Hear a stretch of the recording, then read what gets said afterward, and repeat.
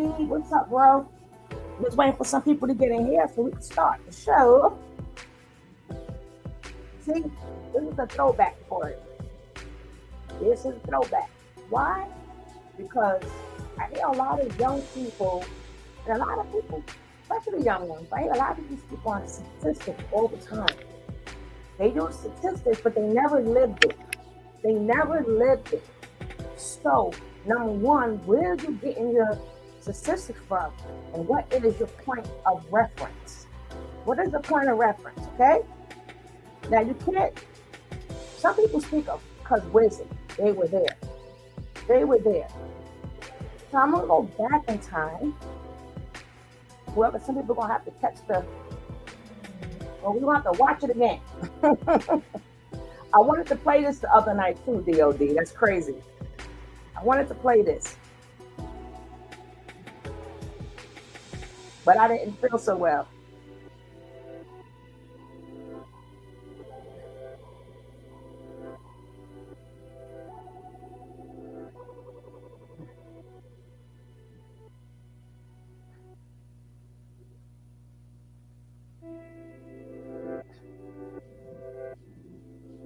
No. Hey, Spice. Yeah, come on in now. Come on in. I got to do another show after this. I better hurry up.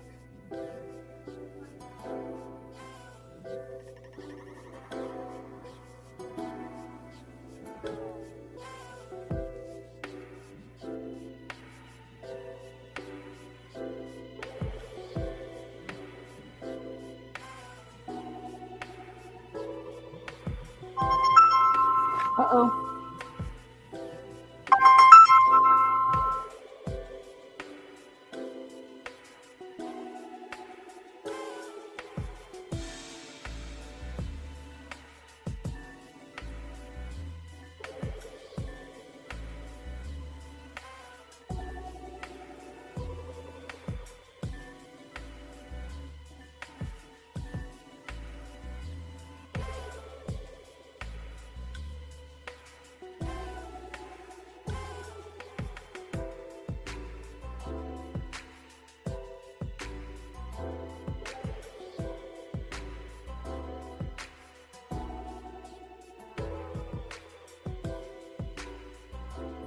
Hey, Miss Leah. Everybody start the show now.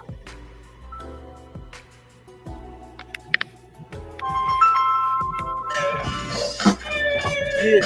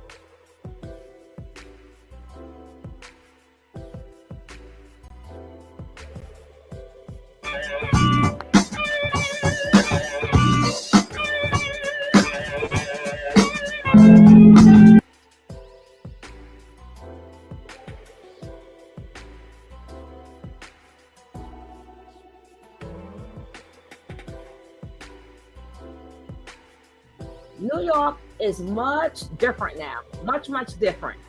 Right? This is when New York City was dark, scary. This was the New York. This is the New York that you were scared to have kids in before they regentrified everything. So you find out, where's this place at? This is the old 42nd Street.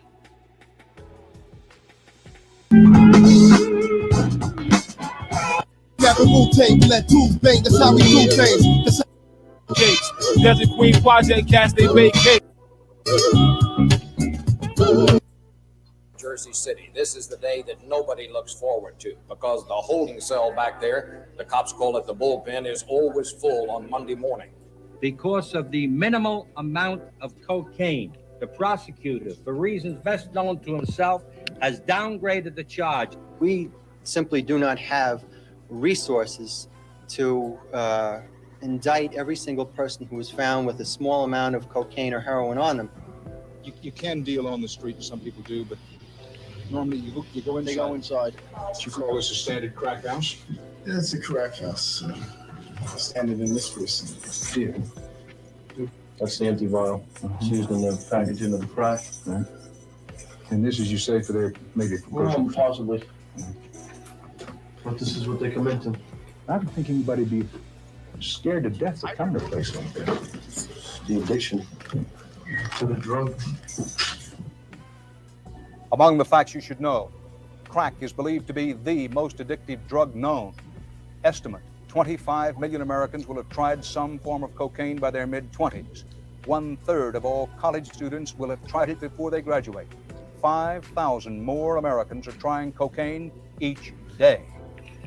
I'll be back with more news about the nation's crack epidemic at 9 tonight, 8 Central Time, on the CBS News special called 48 Hours on Crack Street. Until then, Dan Rather, courage. A boy is in critical condition in a New York City hospital this morning with burns over half his body after a drug-related attack. Police say David Opont was on his way to school in Brooklyn when he was dragged off by another boy. He was beaten, bound, and set on fire after he refused to smoke crack. I remember this. 13-year-old. Dang, I remember this like it was yesterday. Today is David's 12th birthday. Tomorrow, the CBS News. Oh my God, who's in the East Coast? I remember these things. This is crazy. Broadcast Saturday Night with Connie Chung takes a look at a teenage boy who became a crack dealer. Here's an excerpt. A lot of people sell crack. The thing is to own crack and have people sell it for you. You gotta save up while you sell for someone else. You gotta think things out for yourself. That's like a gift to me. That's what I can do. Think and figure. It doesn't even take a kid with a gift, even though this kid thinks he's got a gift. He doesn't have a gift. The gift that he's got is he's got the easiest item to peddle. He's got crack. And he might not have such an easy time trying to sell Plymouths. You got 25? All right. Drugs are hardly ever sold on corners. They're sold in apartment buildings and in the middle of the block. The best place. Oh my goodness, Caucasians did crack too. Caucasians did. I want to try to see. Stop letting people talk about black people all the time. Look at them. Caucasians did it too. Look at that.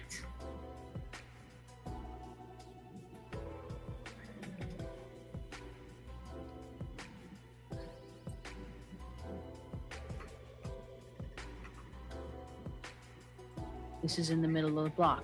If the cops coming this way, you can jet down this way. If they coming this way, you can jet down the other way. If they coming both ways, you go up. So you always have a place to go. All right.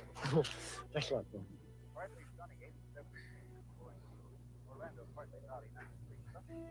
I got up one morning and I went to the window and I looked out and there's my son walking up and down the block. And I'm watching, and one person would walk over to him and there'd be an exchange or something. And then that person walk away, and then another person would walk over and there'd be another exchange. And I said to myself, oh my God, he's dealing drugs.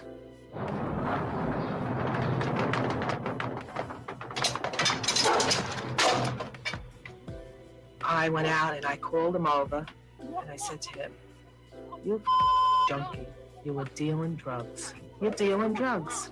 No, I'm not. What are you calling me a junkie for? I'm not dealing drugs. Get in the house. Get in the house. I'm gonna kill you. Hey, Ms. I'm Ryan. gonna kill you. The full report called Kid Crack can be seen tomorrow on Saturday Night with Connie Chung. Police in Kansas City, Missouri are searching this morning for a woman who swapped her infant son with $20 worth of crack cocaine.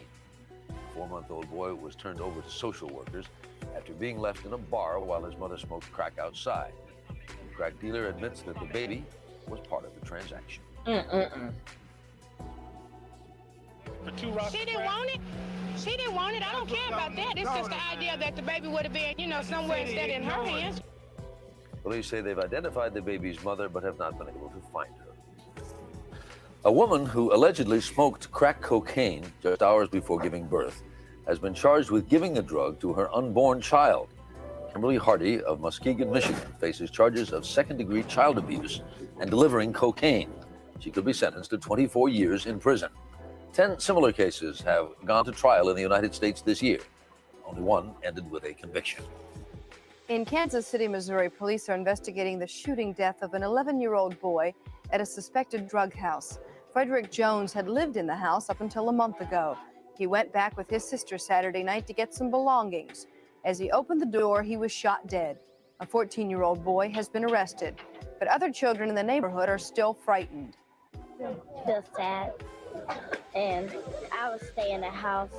I don't want to get shot. The world is not going right after all. God might take care of him if he goes up to heaven. Police think Jones may have been shot simply because he didn't identify himself at the door. They're the youngest victims of the drug crisis, the children of addicts, those born addicted or those suffering maltreatment and neglect in cracked households. Last month in Detroit, a court case offered one of the most shocking examples of how a child can suffer from a parent's addiction. A 30-year-old woman, Susan Barber, was sentenced for turning her 13-year-old daughter over to a man to be raped in return for a supply of crack. Their actions in this case were reprehensible. The act in itself is terrible. Look at her. Caucasian. When it occurs in this fashion between a mother and a child, as I've indicated, it exceeds all bounds of decency. And with us this morning is the rape victim. Her name is Jennifer. She's now 14, and we're keeping her face in shadow to protect her privacy. And also joining us in a discussion, Jennifer's father, Michael Dare, who was divorced from Jennifer's mother at the time of the rape. And Kelly Ramsey joins us, the assistant prosecutor in Detroit who tried the case. Good morning to both of you. Jennifer? Good morning. Good morning. I'm sure you know this date very well in your mind. May 9th, 1988. Can you tell me what happened? You apparently were awoken from your sleep by your mother? Yes. And she woke me up and she wanted me to pretend I was a runaway. She said something about the guy giving her money for whatever it was. And I don't know, it was weird. She apparently left. She took you to his apartment? Yes. They took me to his apartment. They left me alone. They told me to lock the doors, don't answer the phone. And I guess he took my mom home or something. I'm not sure. Because when he came back, he was alone. So I have no idea where he dropped my mom off at. When he walked through that door, did you know what was about to happen? No. I didn't know anything that was going on. Did your mother in any way suggest to you what was going to happen before this? No. Had you ever been approached by a man in any case for sex before? Never. Nope.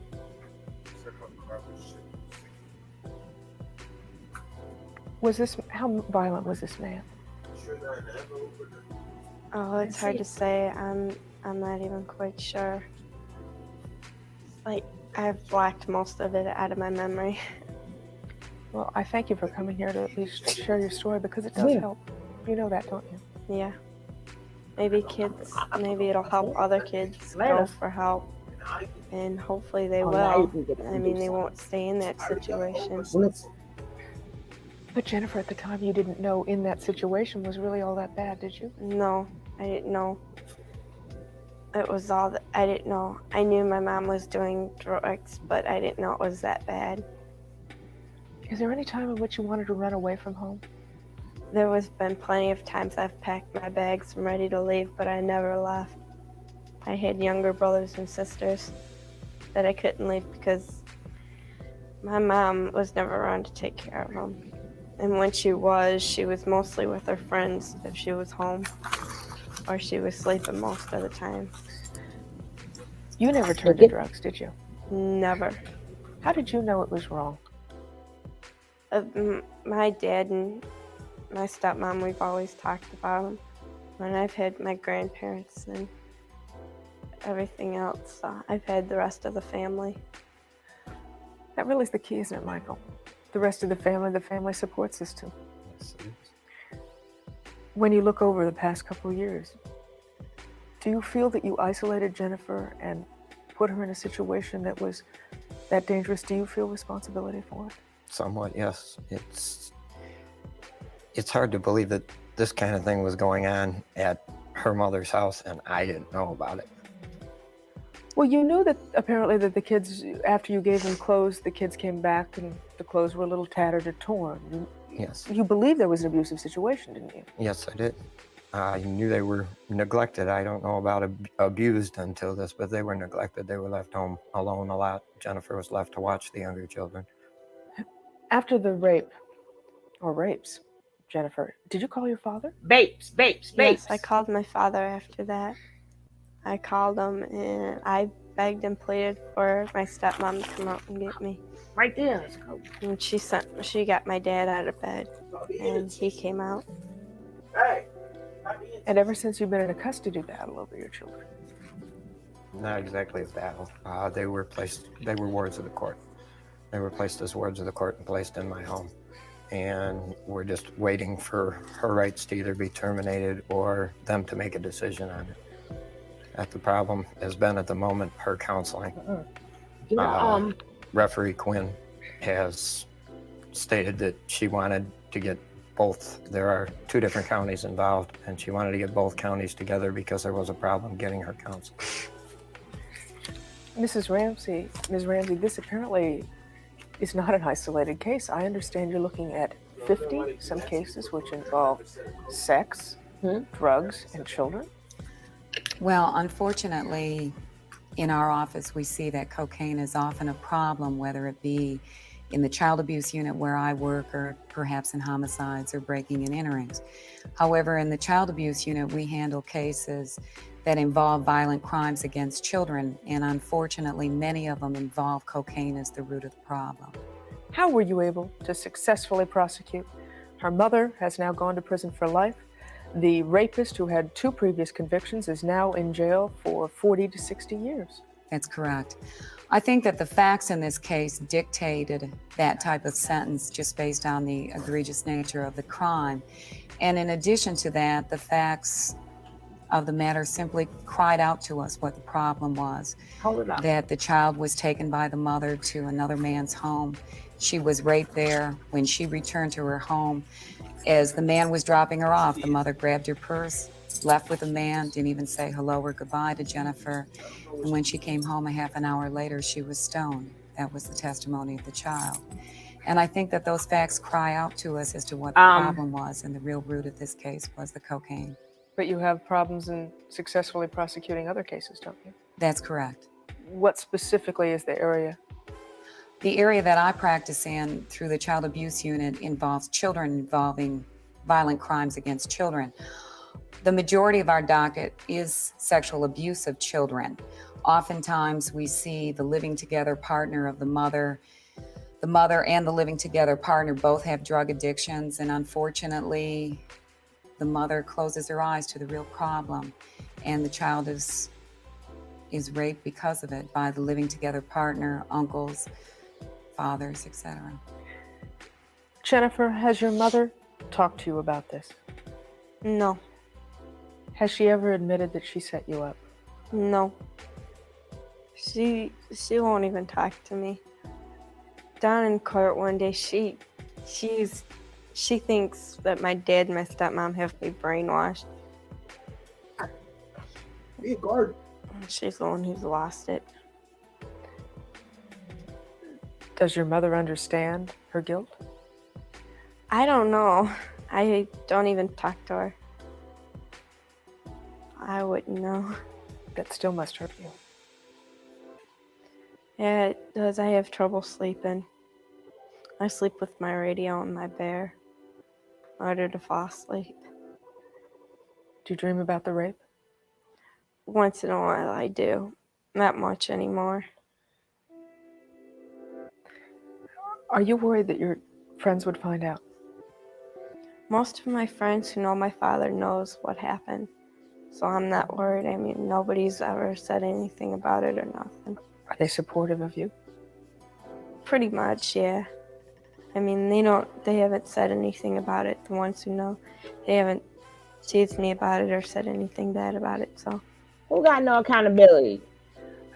The mother? Kelly, Ms. Ramsey, is she going to get special counseling and special treatment after this?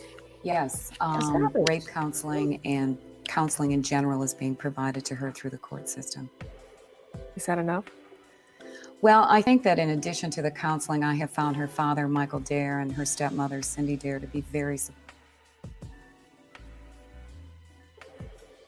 DOD is no kind of accountability for the mother, but the mother's in jail. There's no accountability on the drug dealer who sold it to the mother.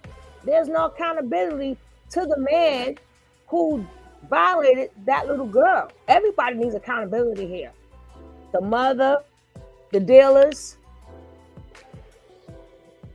Who sold the mother the drugs? I mean, it's a terrible cycle. It's a terrible cycle.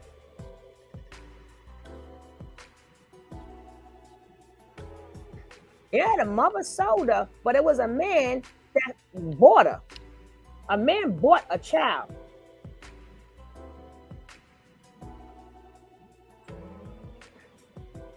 A man bought a child. A man did that. A man said, I'll take a child. When you know somebody on drugs, you're going to always get a yes all the time. 95% of the time, if you're a drug dealer and the person is an addict, both of them are sick. Both of them are sick. Yeah, I get what you're saying, but it doesn't take away the same way that man bought the child. He's going to jail too. The man you think the court not going to put him under the jail? The judge ain't going to say, oh, the mother sold her. He's going to say, you baked a child. It's a terrible cycle. If you're an addict, the dealer is going to always tell you something to degrade you and dehumanize you. So they're going to say yes to just about everything. That's a sick man who said, I'll take your daughter. That's a sick man. And the mother's just as sick to say, you can have her. The mother's, even though the mother's even worse, but who's the addict and who's not the addict? The dealer is not an addict. And I take that back. A lot of these dealers get high on their own supply. I take that back. I don't know what the dealers, I don't know if the dealers was on something or not.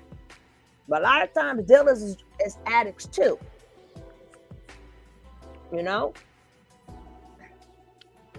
Shoot.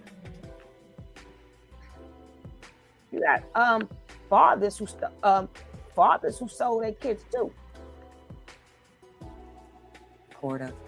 I think that she has a supportive family behind her now. That coupled with the counseling and friends and other family members will be a great deal of help to her.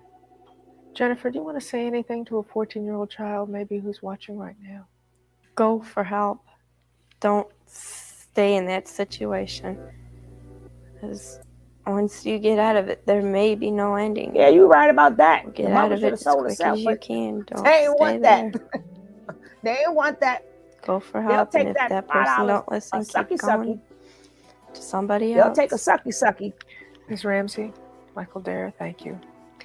And Jennifer, thank you for telling us your story. You're welcome. Well, I just It's want now 22 minutes people after to the hour. know that this and we'll be happened back. with all. It's not just the black Now, look at some other community stories CBS that News they is blame covering. for the In Houston, a whole woman who epidemic. used her 3-year-old daughter as a go-between to sell crack to undercover cops has been sentenced to life in prison. The jury for Foreman called the sentence a message to Houston's drug dealers. Fresh evidence, if any, is needed of just how vicious the nation's drug plague is. Police in Texas videotaped someone selling crack cocaine who's barely old enough to spell it. James Hattori has the story and the pictures of the cocaine kid. Houston police were shocked when a 3-year-old girl approached an undercover officer at a suspected drug house Tuesday and proceeded to sell him 2 dime rocks of crack cocaine. The officer, who asked that we not show his face, says the little girl was acting as a go-between.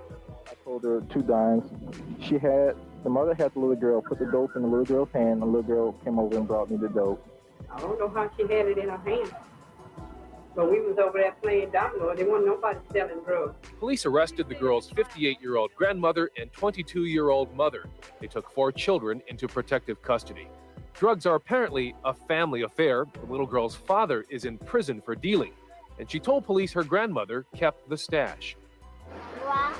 That's Rock? Hey, Grandma. The grandma? You know what Grandma does with them? What she do with them? Keep them in her bag. She keeps them in her bag? They all be coming. They all be coming? They give her money for them? We're outraged, we're infuriated that this situation exists. That someone involved in the drug trafficking would utilize a small child. Police seized 6 handguns, 40 rocks of cocaine, and $1,000, enough to file charges today against the mother and grandmother. Without that evidence, police say their prime suspect would have been a 3-year-old girl whose only crime was minding her mother. James Hattori, CBS News, Dallas. The amount of money spent on health care for each crack baby is $90,000. Nationally, we spend more than $2.5 billion each year on the babies born to crack addicts. Now, that is a third of the money that President Bush just wants to spend on the overall drug program. Now, these crack babies, these children, suffer brain damage, are often deformed, and Dr. Bob Arnott joins us this morning here in Philadelphia to tell us more about these crack babies. Morning, Kathleen. Kathleen, we've seen so many pictures of these crack-addicted babies hooked up to respirators, trying to fight their way through those first critical days after birth. But even for those who do survive the first few days or weeks after birth, the death and disability caused by crack can come back to haunt them again and again. Everything was new to me. Raising kids, I didn't know nothing about raising kids, and I had them for 4 years. If you want to know why crack kids are in trouble, talk to Donna. She started smoking crack with her mother, then kept it up through 3 pregnancies. Today, at age 21, she lives at Philadelphia's New Image Home. It's one of the first drug treatment centers to house mothers and their children.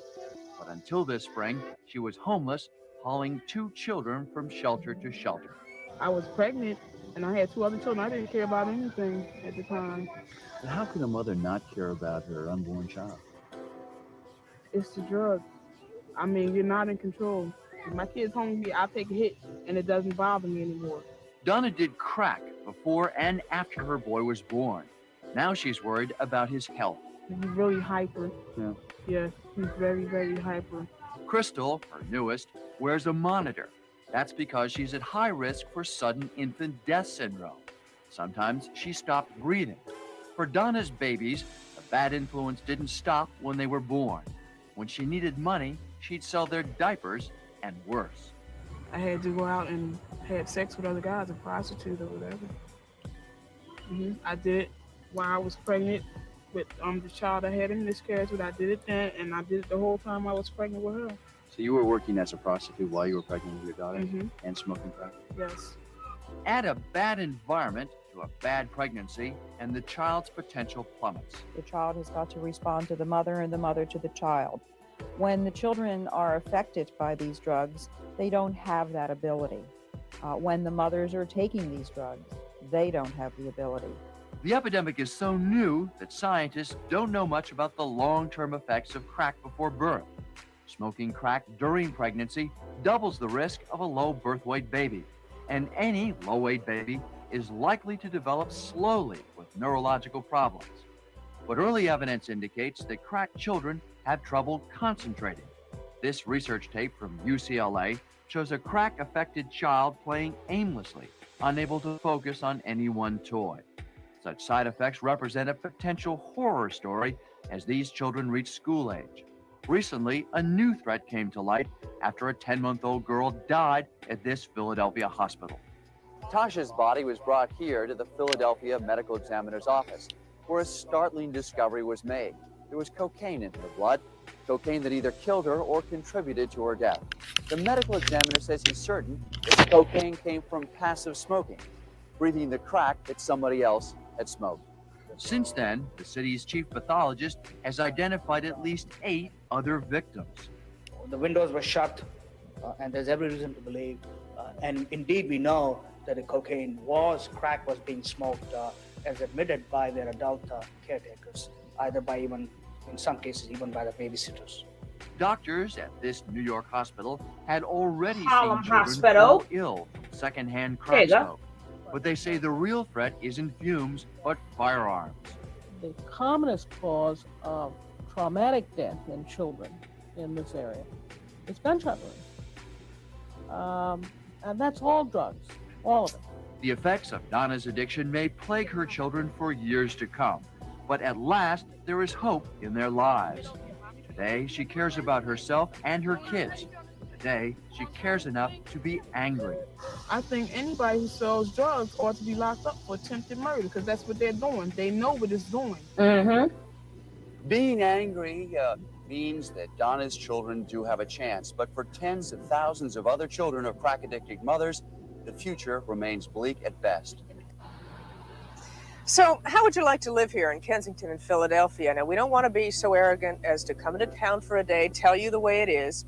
So all this week, we're letting local reporters tell you what it's like in their backyard. Harvey Clark of WCAU covers drugs and their effects on the Philly neighborhoods. He joins us this morning. Good morning. Thank you for having me. I understand that the residents of not only this area, but a lot of parts of Philadelphia pushed you into covering the story. You got to do more. You got to cover this.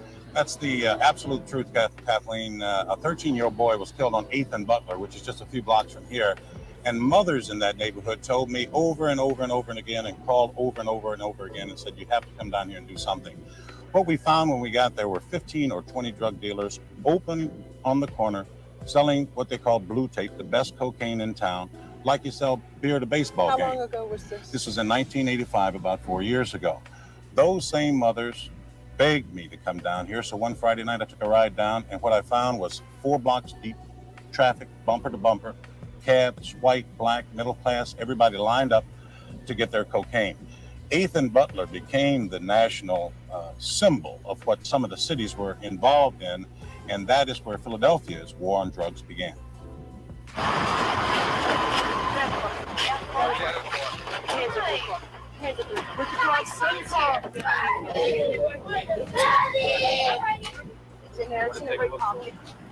Thank you. President Bush may have declared a war on drugs last week, but Philadelphia declared its own war nearly 4 years ago, when hidden CBS television cameras were set up on one street corner to record drug traffic.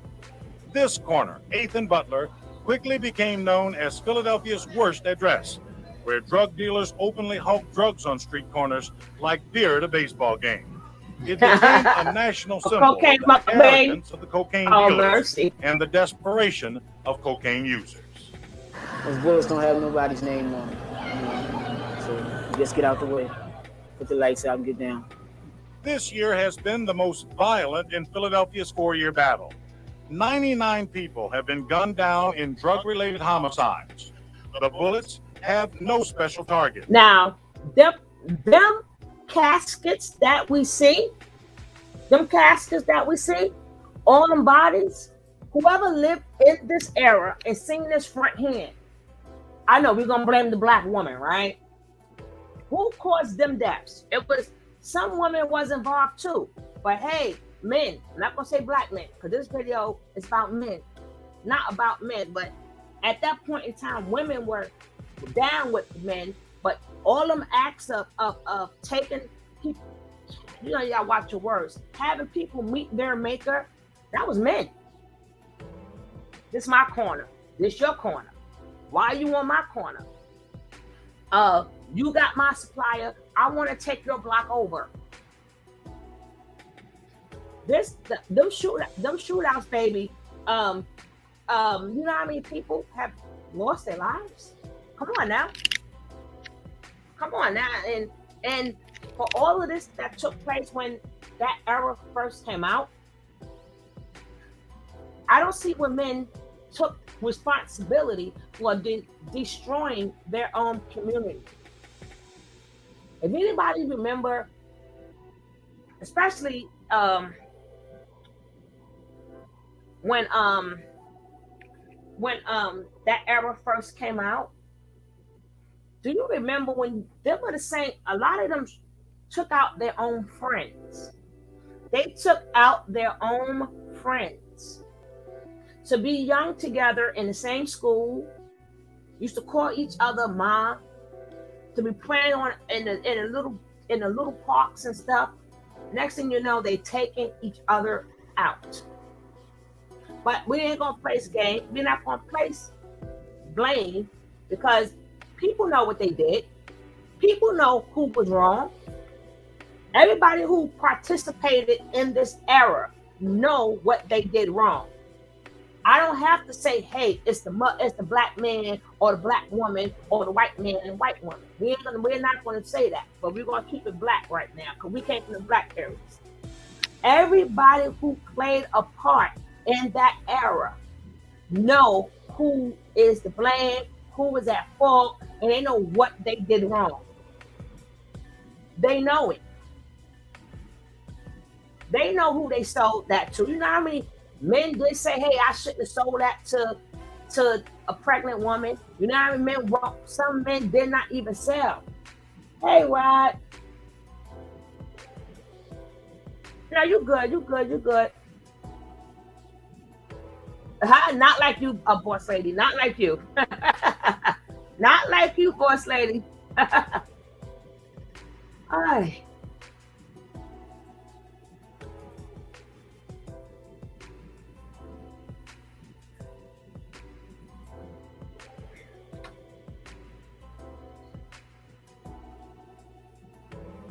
Yeah, but everybody who played a part, even the mothers who took the crack, they know what they did wrong.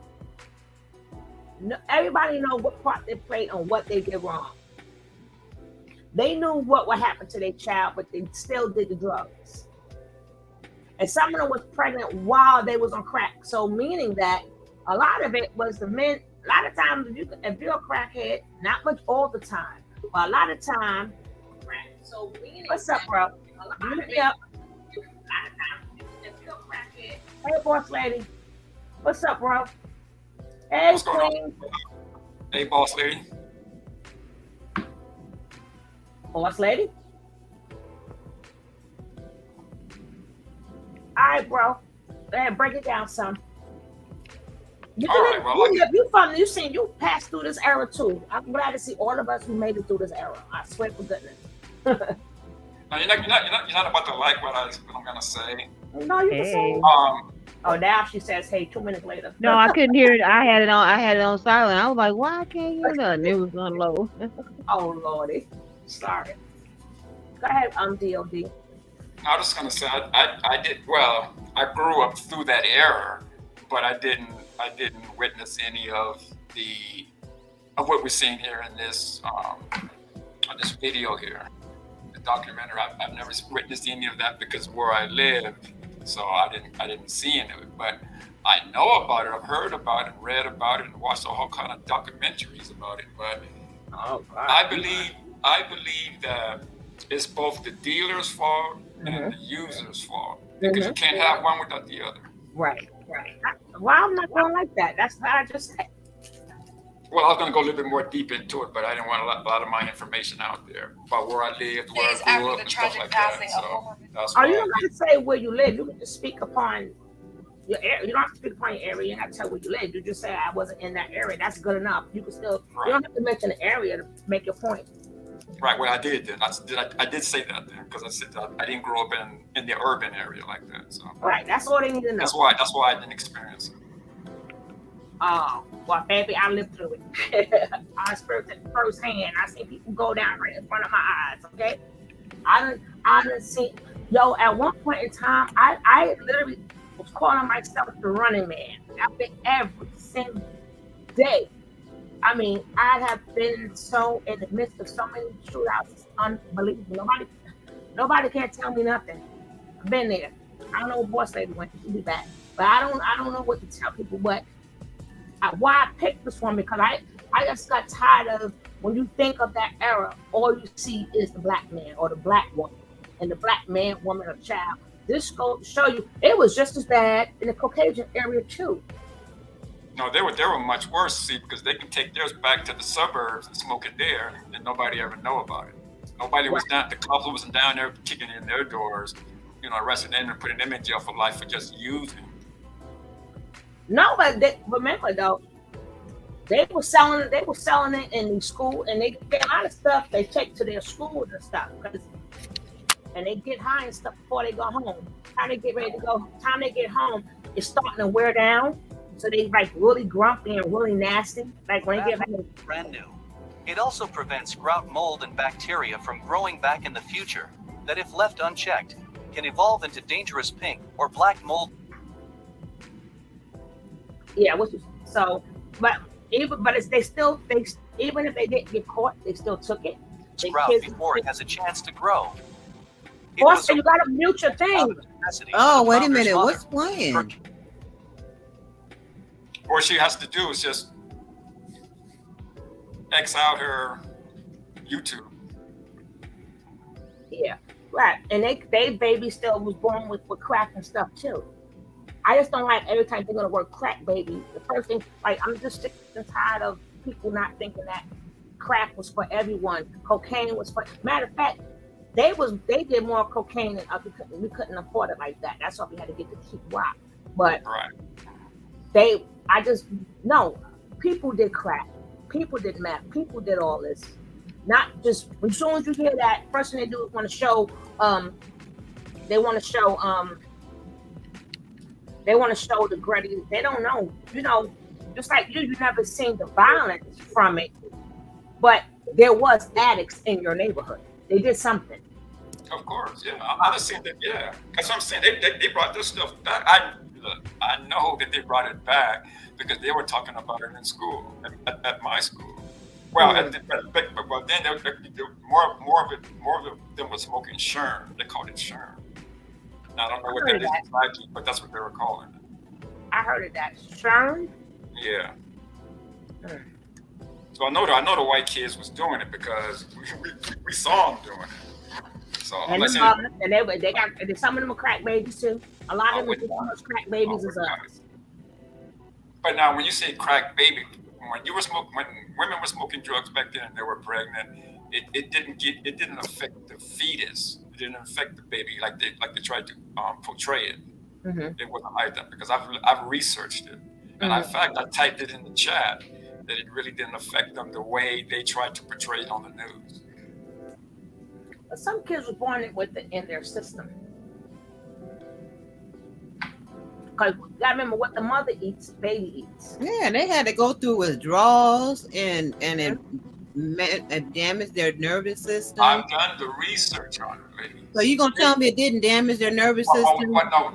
What I'm gonna say. My goddaughter had 8 crack babies. You can't tell me. Okay, well, what I can tell you is to go do the research for yourself and find out. I did with eight babies. That's 8 babies. That's not you don't conduct a research with 8 babies.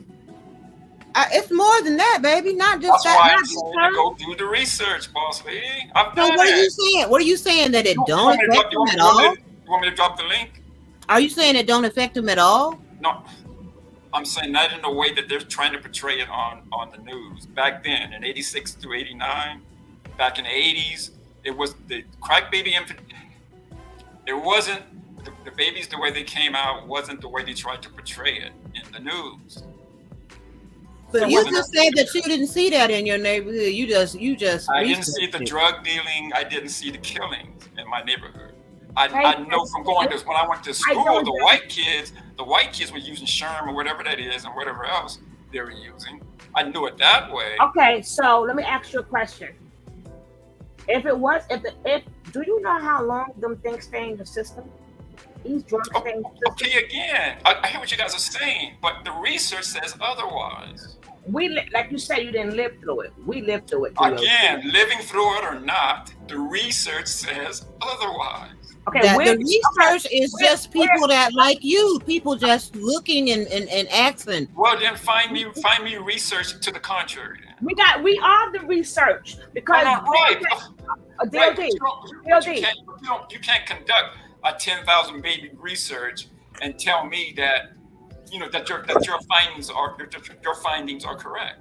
All right, so you haven't conducted that many. You have people in your family that you may know. All right, but that's not a you don't research that way. Okay, so how would the doctor know? How did it get in the baby system? How would the doctor know a baby got crack in the system? What do you mean? The babies got tested. How would the doctors know that the baby has crack? How does it know if there's crack in the system? If there's crack in the system, it would be there in the blood samples. Exactly. So how would the doctor? You say it didn't happen. So how would the doctor? I didn't say it didn't happen. Oh. So here you go again. You missed. That's why we communicate. I said it didn't happen the way the severity of the crack the little that was in their system. The little? How do you know how much it was? Because I did the research. What I gotta tell you, I did the research. And what was in their system was not enough. Well, let me put it this way: what was in the system was bad, but it was not the way they portrayed it on the news. That's all I'm saying. So where did their point of reference come from? Because if we're saying something, and they did the research. They took blood samples when the babies were born. From the baby. All right, but the information we get from the news and the information we got, and you gotta remember, I'm in a very high populated area.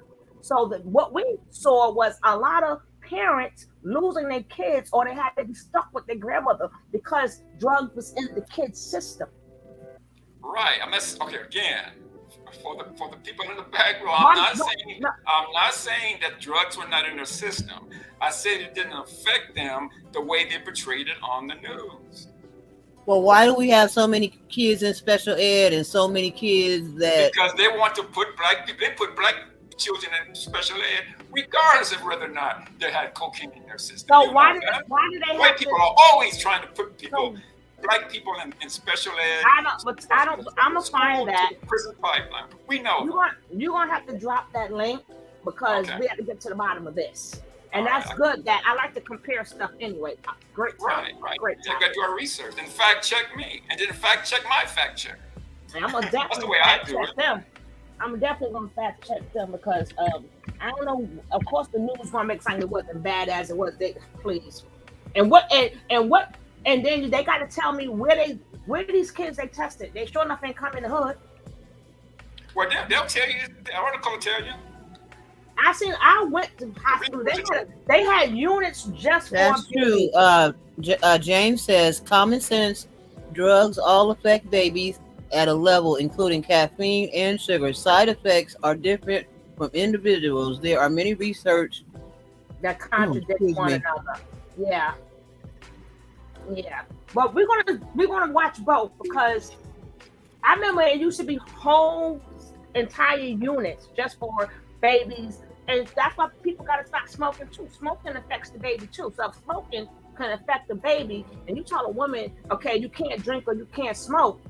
If crack and cocaine is stronger than that, then I might as well keep smoking and drinking because it's not going to affect their system. Yeah, but see, that's not true either. Because if you were drinking and smoking, that would affect the child as well. Again, all I'm saying is it only affect them a little bit. There were crack baby wards. There were crack babies. There were crack in baby systems. All I'm saying is that it wasn't affecting the babies the way they were portraying it on. Man, let me tell you, I have seen a woman set up and smoke crack and have a baby in a chair. The baby came out looking like a hairy monkey, deformed looking something. No, what you're doing is you're doing the research. I swear to and God you're on looking at this Jesus, baby, right? and On you're my looking at life. this- No, listen you're to looking at me. this baby I'm on this- trying to on tell this you image, about because I'm looking at it too. research that I That's what seen I'm with saying. my See, own you eyes. see, that's But why I can't. That's why I can't listen, have you conversations interrupting me. with You're some interrupting me. You're because you're trying interrupting to me. be, but you're being Hold on, you disingenuous. interrupting me. But you're being disingenuous. And the paramedics came. They had to put the child to sleep because it was so deformed from the drugs. Right, and I'm looking at what you're looking at here on crack babies too. I'm looking at the image that you're looking at. I'm looking at the very image that you're looking at. Or just drop the link. It's a little baby, almost like an alien. I know, no. I saw Wide this. open, I watermelon had to type pick. head. This was personally in my life that I saw. Okay, well, it's funny that you mentioned because it's the same image that I'm looking at. The way you described it, it's the same image that I'm looking at here. In fact, That's what I'm saying. That so it does affect them. So people can come take a look at this. Yeah, Well, he can drop the link, but this video ain't about crack babies. The baby is about the war on drugs. This video is about the era of the crack and how it damaged the community. It's really not about babies, but once you drop the link, we're going to research that too. There's no problem. All right. So when you drop that, then maybe we can see something different. We only going about what we saw. Maybe we saw nothing. That's what I'm saying. Yeah, I understand where you guys are coming from because you saw it. But I'm just saying, when you do the overall research of all crack babies born, it didn't affect them the way the news was portraying it. It affected them. That's all I'm saying. I'm not saying it didn't affect them at all. Well, why is there so many people? Why is there so many 23, 24 year olds killing their mama, killing their families, killing their baby mamas, and all that? You don't know when it's going to affect them. I don't see. Okay, but we can only go by the research that was taken at the time it was taken. Okay, we got to see. I want to see. 5 years later, I can't tell you about that. All right. We're going to watch the next segment. We're going to drop the link. I'm going to show it or I'll find it. They have killed children, innocent victims, they've broken families, and experts tell us not to believe it will get better anytime soon. I think that you're going to see more violence until this whole thing shakes out. Once it shakes out, the violence will decrease. Both city officials and police have gotten aggressive. They've physically gone in and sealed up crack houses with cinder blocks. But they can't keep the drug dealers out. Last week, they were forced to tear down a city block I just see to stop the something drug here. sales. Hold up. The drug market reopened that same Now, night. what I see, once we drop it, I'm going to see if it's the same one. Because the one I see, it says, does crack use during pregnancy cause crack babies? Right, that's the one. That's the one that I'm getting my information from. It says that because of the prenatal exposure, these people went to prenatal, right? So I think prenatal has a lot to do with that. Well, I would think all of the way I'm going to prenatal, but if you're on crack, maybe you didn't go, and maybe that's what caused the severe cases. Yeah, we're talking about the people that didn't go get. Well, no, we're not, boss. We're talking about it now, but it wasn't mentioned until now. Again, don't get disingenuous in the argument. This is why we do. This is why we conversate, and this is why we do research. Right. But because don't say we were talking about prenatal versus non-prenatal when this is the first time we're bringing it up. So don't do that. No, we're just talking. You said in general. That's what you said. What are we gonna? Okay, again, I didn't say it didn't affect babies. I said not to the degree that the news were reporting that it did. Okay, so that's what we're working with. Okay. But at least we know that some kids would say because they gave the mother something that combat the crack. So and I've done and I've done extensive research even beyond that, but that's just something I can bring up right quick. I am the research, but we're going to get into this. We're going to get into that. I just want to play a segment from this because it was so bad. And then you got to remember too, That's around the time too that people was having babies and throwing them in the garbage. Was a lot of throwing kids in the garbage. There was a lot of stillborn deaths. That's true. That's true. You know, so and then besides that, the mother was a lot of parents. Besides the crack that they took, they was not taking care of themselves. Right. They No were, prenatal. They were not eating, not sleeping, not drinking. and 9 times out of 10, if you did crack, but 7 out of 10, that means you smoke cigarettes too. Some of them were still drinking. Alcohol. Yeah. Some of them was. I mean, it's a lot of things that a mother would do. You know, a mother had done, or a mother didn't do. Right. There's the point of the mother buying crack itself, and a lot of them probably when they had their babies, they probably had Yes, James, of course. stronger the drugs, more chance of serious side effects. Some by God's will come out all right. Most don't.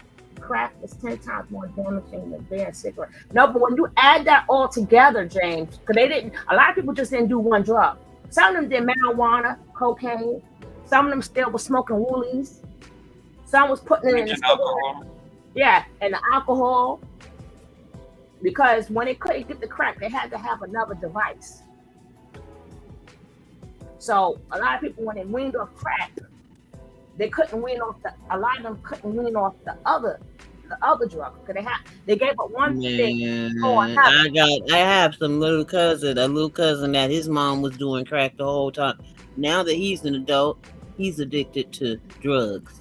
So that's hereditary though. So that's not because of the mother, that's all down the line, that's hereditary. No, it's because she did drugs. She was not a drug addict before crack came along. Right, but no, she was addicted to something else. Then it was the alcohol. No. What made her start smoking crack? That we can't tell you. No, she can tell me. Boss can tell me because she know who she's talking about. What made her start it? Unless it's private. What made her? I can't tell you what made her start doing that. I wasn't around when she started, but I know she got at least. She has 6 kids, and I know at least 4 of them. She did drugs the whole time. Okay. Hold on, let me just show this now. Oh, hold on. Hello. Hey, Kristen, how you doing? Welcome. That's Christina. I got a guy's face, right? Oh no, she's in a mask. That's what it is. I said Chris for short. I changed everybody's name. I know that already. I seen the face.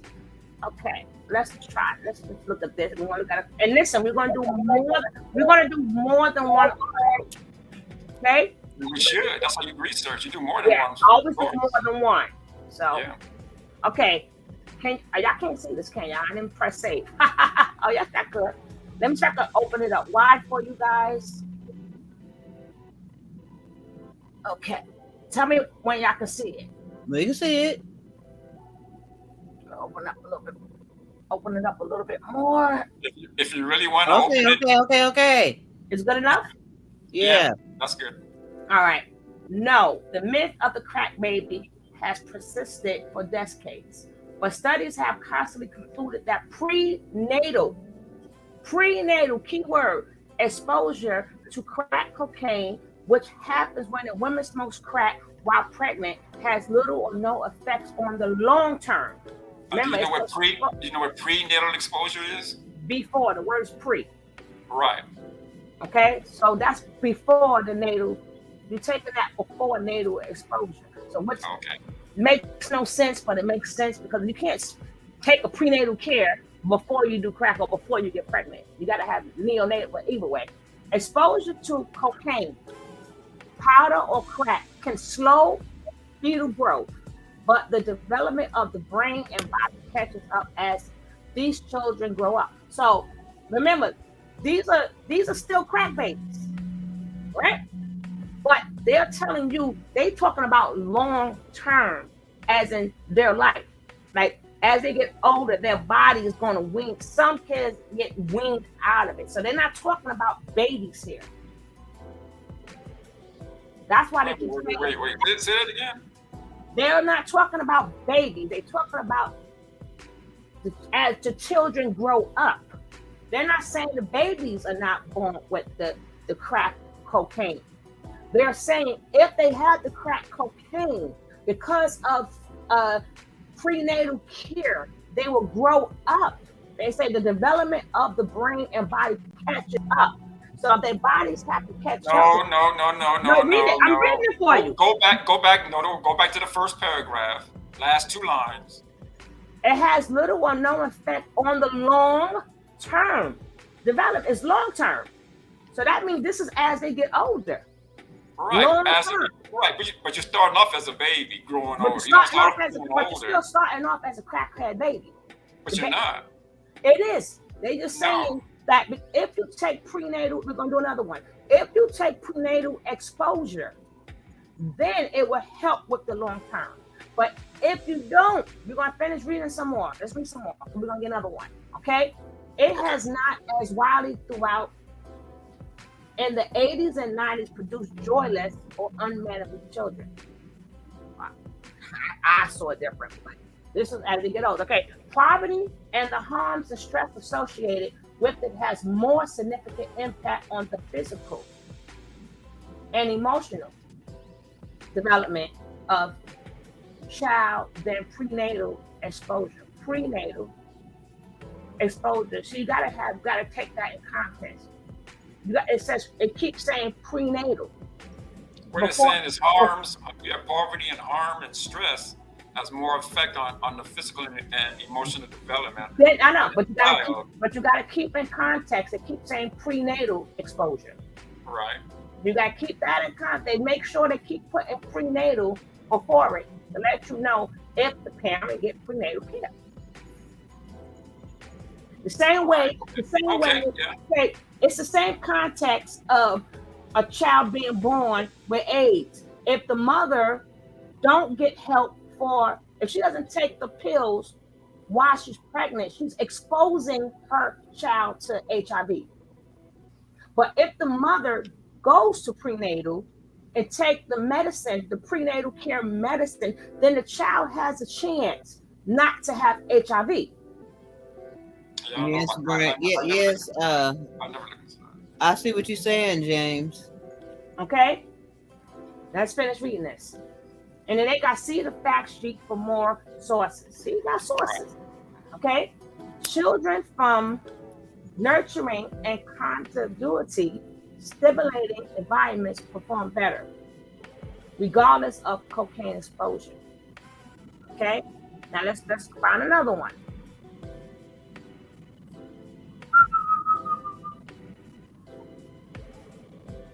Okay, childhood medical and behavioral consequences, right?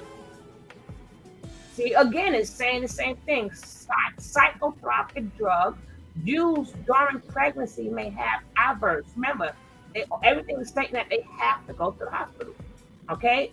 Have adverse effects on the mother, her pregnancy, developing fetus, newborn, and growing child, okay?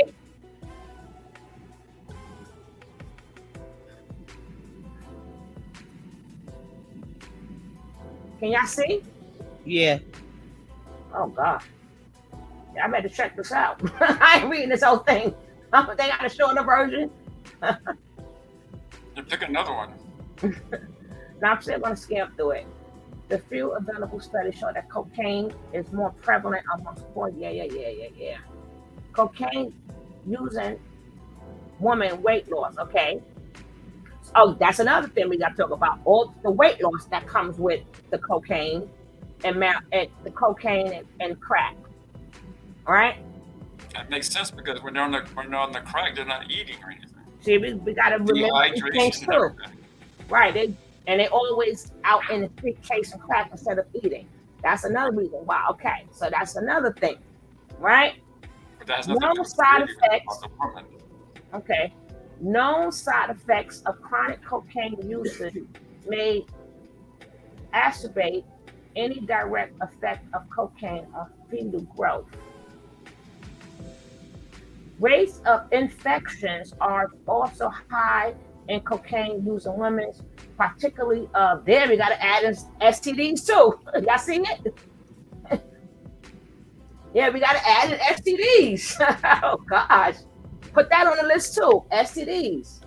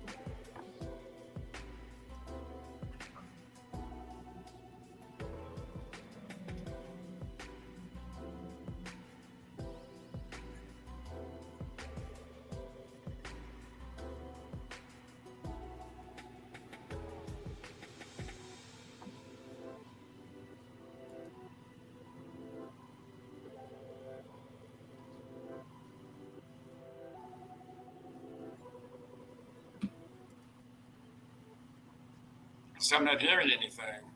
I guess she dropped off. Boss lady, you there? Boss lady, are you there?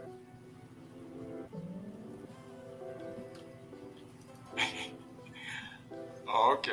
I just wanted to say, boss lady, there's no offense to you, sister. I'm not trying to come down on you, anything like that. I apologize if I made you feel uncomfortable up here. That's not my intent. Never has been, never will be. But like I said, I you know, when things are not being said properly or misquoted, you know, I always just feel I have the need to straighten it up for some reason. I don't know why. I'm like that, but I am. But I'm not trying to disrespect you or anything like that. I make you feel uncomfortable up here.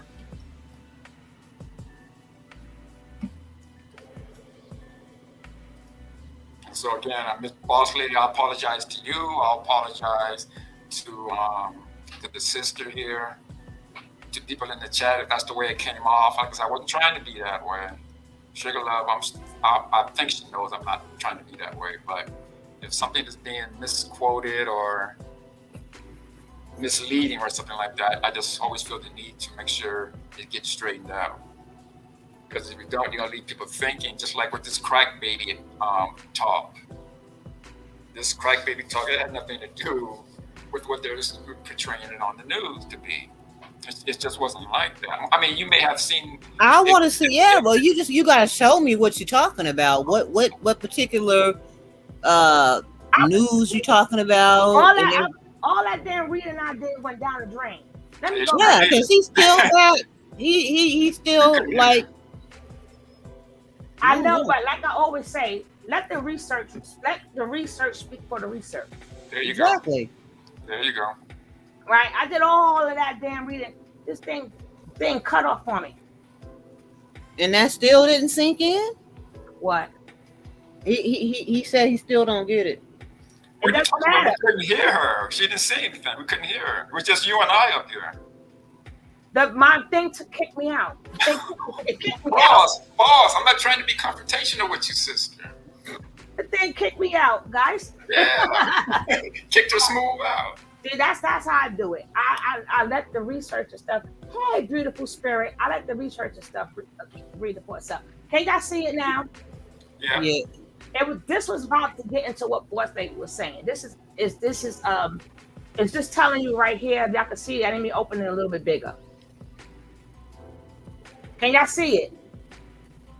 It kicked me out again. No, you're here. I see you. Oh. You showed up. You got kicked off. Yeah. You know when we talk too good on YouTube, we get kicked out. Something happened. That's true. That's true. You get clipped or something. When you talk about real stuff, when I play on the effery and stuff, it's good. I bet you they're not gonna give me a penny for this one. But I like to get the information out. And before you start, I want to say, beautiful spirit. Cool, right on. I get it. And I believe she does as well.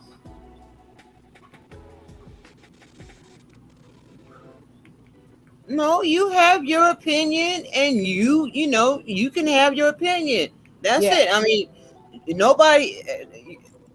And I'm not apologizing for my opinion or my beliefs or what I've researched. I'm not apologizing for that. I'm just apologizing if I came up a little hard or harsh or if I No, didn't come no. off respectful. I mean, it's like you came off like, you know, this is the truth. This is the, you know. No, that's not it.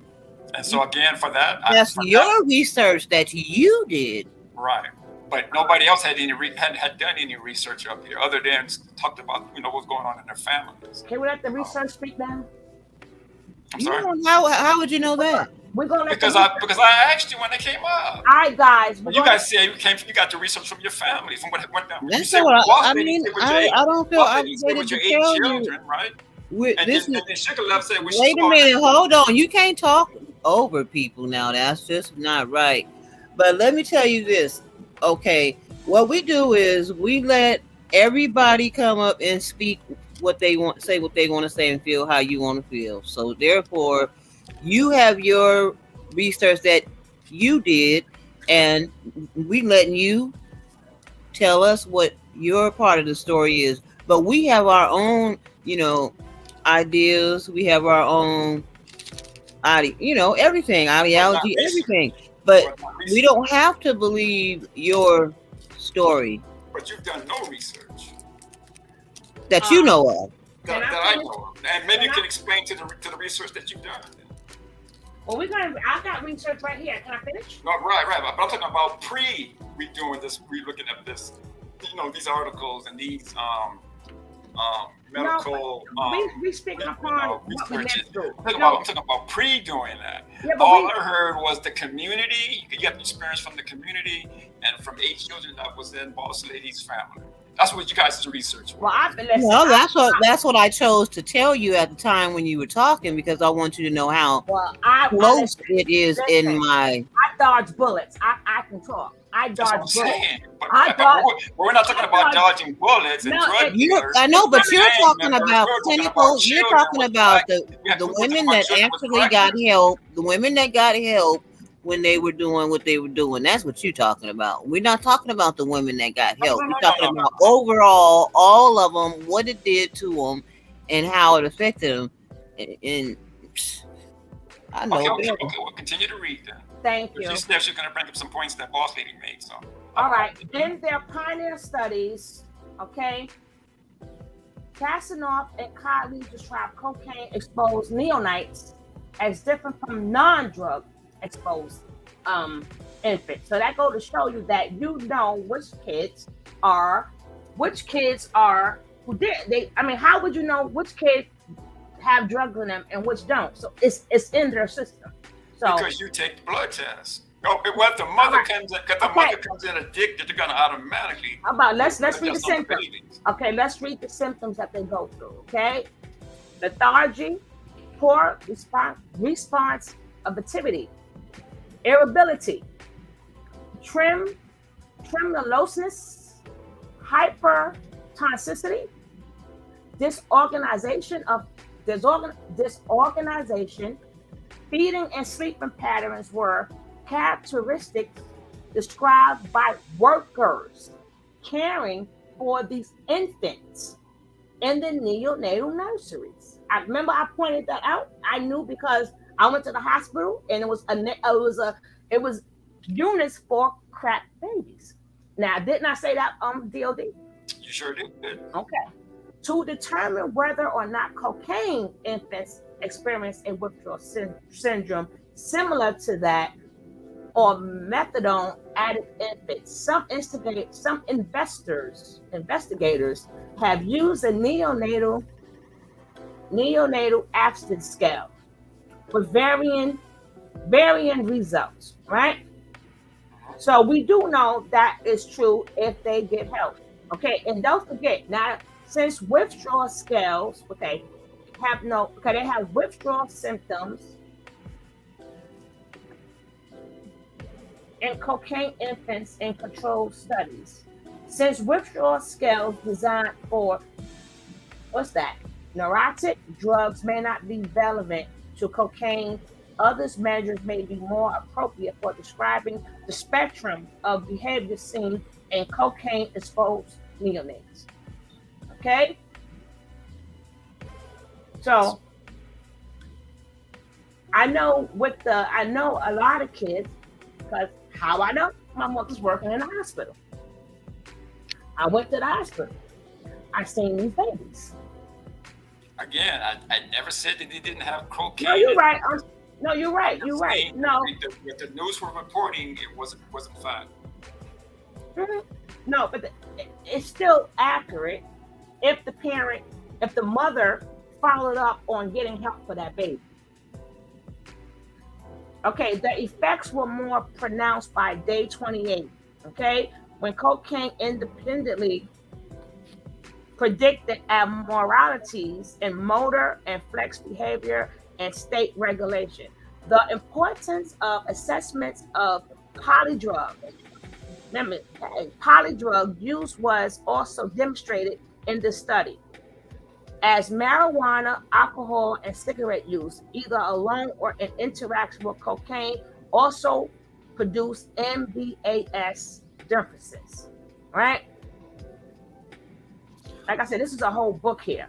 So it affects their cognitive development.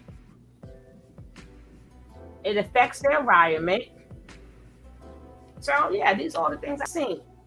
So the best thing I could say, y'all can go check this out. This is Google. Go check it out. Okay? As cocaine used in women also show increased use of other, we already discussed that, other legal and illegal drugs, also known to affect infant outcome. We spoke upon that. Okay. Now, how much would that if the mother was doing multiple drugs and drinking it up and smoking it and all that stuff? It's from 50 to 60%. Okay, of cocaine women. I'm wondering how much would the baby be affected, by the other drug use as well? By 50 or 60% of cocaine using women may receive no prenatal care at all. These are what you read and what this is saying. If they got, this is if you don't, all these things a baby will suffer if the mother do not get prenatal care. That's why you must get tested for drugs now. Why? As soon as you get pregnant, the minute they go to the doctor, which a lot of them back then did not, they take your baby right away from you. If even till today, 2022, if you got something in your system and you test drugs in your system, they automatically take your baby when you get here. So they give you, being that the baby's in the mother's stomach, they do a severe test all the time. So if you get them drugs out, they're going to tell you what you need to do to bring that baby home. That I could witness. I have been pregnant. And I was pregnant in early 90s, and I was pregnant in the 2000s. So that same rule applied. So I have to speak for that because I was pregnant. This is what I had to go through. They sure enough test you for drugs. And if it's in your system, you may not be able to bring that baby home because you are definitely putting your child, exposing your child, and some kids do not live. That I can definitely speak for. Okay? Studies of preterm cocaine exposed infants are needed as well. To follow up on that prematurity, that's how my aunt had her twins very premature, and one didn't make it. I went through that too. Okay? Clinical interventions, that this shit is long. Summary. Available studies suggest that can you guys see this? Yes. Okay. Available studies suggest that prenatal exposure to crack cocaine can have significant medical effects on the fetal growth and neurological development of the infant. potentially resulting in long-term behavioral intellectual disabilities. Maternal and environment correlates of crack cocaine use, such as poverty, domestic violence, foster care, yeah, that all goes with it. Neglect, also they do need to belong behind bars. Shoot, put them crack bombers in. They do belong. They should take your kid. If the baby got to go through all of that and you didn't get no prenatal care, no nothing, at least you could have got prenatal care. They're too busy smoking. I can understand them not getting. In fact, I'm surprised the numbers aren't high. The percentage of mothers who didn't get prenatal care is not higher. No, 50 to 60. There's 60 people didn't. 60% did not get it. Right. I'm surprised it's not higher. Yeah. Okay. Okay. Large population-based studies using multi-rated analysts are necessary to determine the independent effect of cocaine on a child's development outcome relative to confounding medical and environmental variables. Pediatric psychologists are in position to take leadership roles in designing and participating in research and intervention programs to address the negative consequences of fetal cocaine exposure in this growing at-risk group of children. Like I said, you could check the source. The source is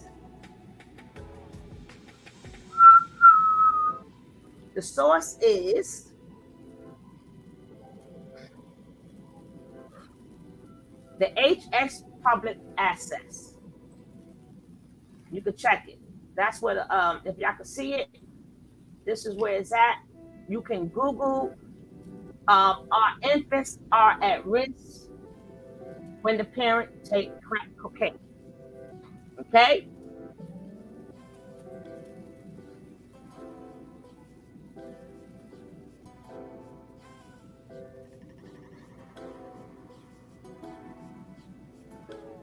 So I guess it just depends on what side of the research you're on. It's both saying the same thing, that if the parent got prenatal care, then they could, give her what she needs, just like an AIDS mother. Give her what they need so it doesn't spread to the child. But if they don't, and if you don't get prenatal care, your baby's left with a question mark. Right. And if it's saying 50 to 60%, let's say 60% didn't get it, then that means the 40% that they researched, or maybe 40% of the research did get prenatal care. Yeah, 40% got it, but it's still a question mark too. And then it also depends if that's a nationwide study, was it a city or? Well, basically, right. It's saying what I was saying. It's other factors that take. It goes with the crack and cocaine. You got poverty. Right. You have cigarettes. You got marijuana. You got alcohol. And then the baby has to go through withdrawal. If the mother don't get prenatal care, and mother don't get it, baby, that withdrawal is no joke for them babies. Some babies suffer really, really bad. Yeah. And like I said, anything you do in life, a parent do in life, you got a question mark. What's going to happen to my child? First of all, tie your tooth or something. I don't know what to tell you. You're doing that, and then get them untied after you have, I don't know. Don't get pregnant, but it does. The parent, I don't care, even if it's alcohol or whatever. The children always going through something, even if they come out straight, okay, from the drugs. You still they still gonna be passed down and passed down. I mean, it just disrupts everything. It's an environmental problem. I wasn't. I'm sorry, DOD and Beautiful Spirit, but I wasn't in here. I was reading the thing so y'all can see, the research. So both researchers coincide for one another. One was just short, and one was a big behind book. You're gonna have to drop your link so they can find it. You heard me? Yeah, if she says, okay, I'll do it. Okay. Yeah, drop the link. I will. and click on the link, Beautiful Spirit.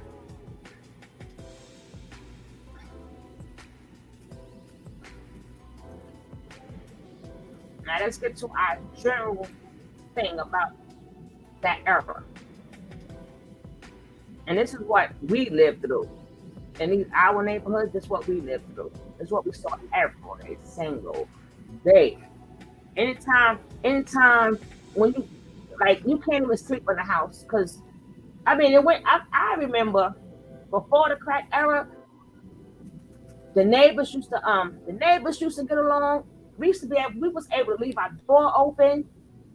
It was beautiful. The PJs was beautiful back in the days.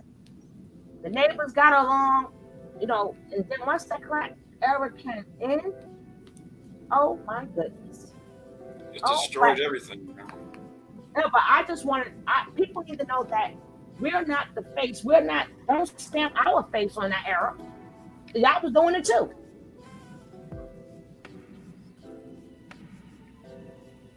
What happened, Beautiful Spirit?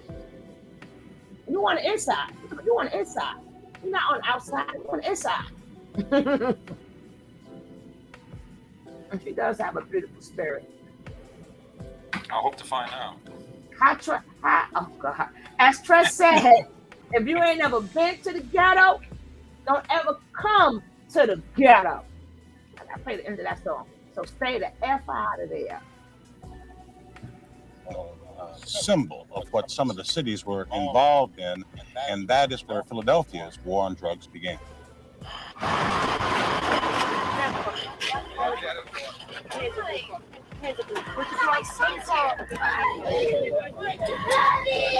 I seen that all too much.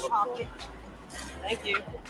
President Bush may have declared a war on drugs last week, but Philadelphia declared its own war nearly 4 years ago, when hidden CBS television cameras were set up on one street corner to record drug traffic.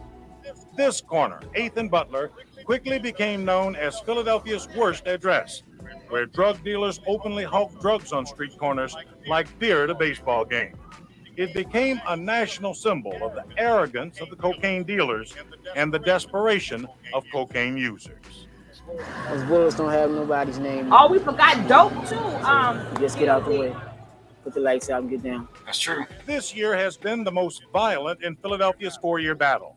99 people have been gunned down in drug-related homicides. The bullets have no special targets. They have killed children, innocent victims. They've broken families. And experts tell us not to believe it will get better anytime soon. I think that you're going to see more violence until this whole thing shakes out. Once it shakes out, the violence will decrease. Both city officials and police have gotten aggressive. They've physically gone in and sealed up crack houses with cinder blocks. But they can't keep the drug dealers out. Last week, they were forced to tear down a city block just to stop the drug sales. Damn. The drug market reopened. That's how y'all. See all the caps on the floor, the blue caps. They took down a city block. Yeah, they did. They did that. They did that in Brooklyn too. A whole city block. Yeah, we had where's James at? James will verify for me. If you're from Brooklyn, you can verify for me.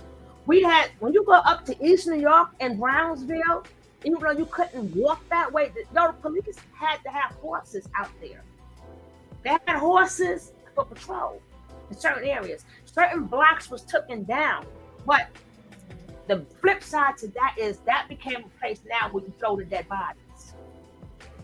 Ah, okay. Yeah. So, right. So what favor did you do by taking the blocks down? You made it worse because you just gave them places to throw the bodies. Okay, that's what I was going to ask. My next question was going to be, when they tore it down, did they build like parks there? Did they? No, they are just now in the late like 2010. From 2010, they're now building up there. But I believe that was done because they wanted to regentrify anyway the area. And then that was just an excuse to be able to do it. They scared to take on the drug dealers, but certain projects were they bulldozed them down too. So now when you go in certain areas, like if I go to a certain place in Brooklyn, I'm like, damn, where am I? They have regentrified it so much. So all they did was all that space that was on them blocks that was emptied and beat up their houses now. So they didn't have to do no work. The crack era did the work for them. They like, thank you. They ain't gonna tell you that part. Yeah. You know how it go. Everything we do was like, thank you. Yeah, you remind me of a city of a city when you said that. Yeah, that's why I used to be He's so like, scared. thank you. I used to be so scared of Baltimore. Baltimore, it used to scare me. I remember we used to go out to Baltimore just to do trips. And if you ever watched the what was that? What was my favorite show? The damn, I did not know my show. The First 48. The it was a show, and Idris Elba was in it. The Wire. Ooh, if you ever watched The Wire, you will understand. Yeah, you will understand why I was so scared of Baltimore. I'm like, I ain't leave one killer place to go to. I just stay right on that bus. I'm like, no, I'm not getting out. I ain't going no more trips to Baltimore. No. Yeah, I've never been back east. The farthest east I've been is Virginia. But you gotta remember, the opposite end had it bad too. They made, I don't know if they're gonna go, if this way they're gonna take you to all the different hot spots. But first they did, Brooklyn was a hot spot. Now they in Philadelphia, showing you what went down in Philadelphia. That's why I said I want to see, because it shows you, what she doing, let the people in their backyard tell the story. So now they went from New York, now they in Philly. Philly, I think the only place I could go that, even though I don't know something about Chicago, I'm like, I could roll with Chicago with the drugs and stuff, but I just couldn't do Baltimore. I just couldn't. All the houses were straight, so they all was boxed in each other and stuff. Oh hell no, And I've seen that. But you also have, the West had their problems too, and so we're gonna see the different areas. Because what was worse than a crack baby was the violence. From the crack. Yeah, I agree.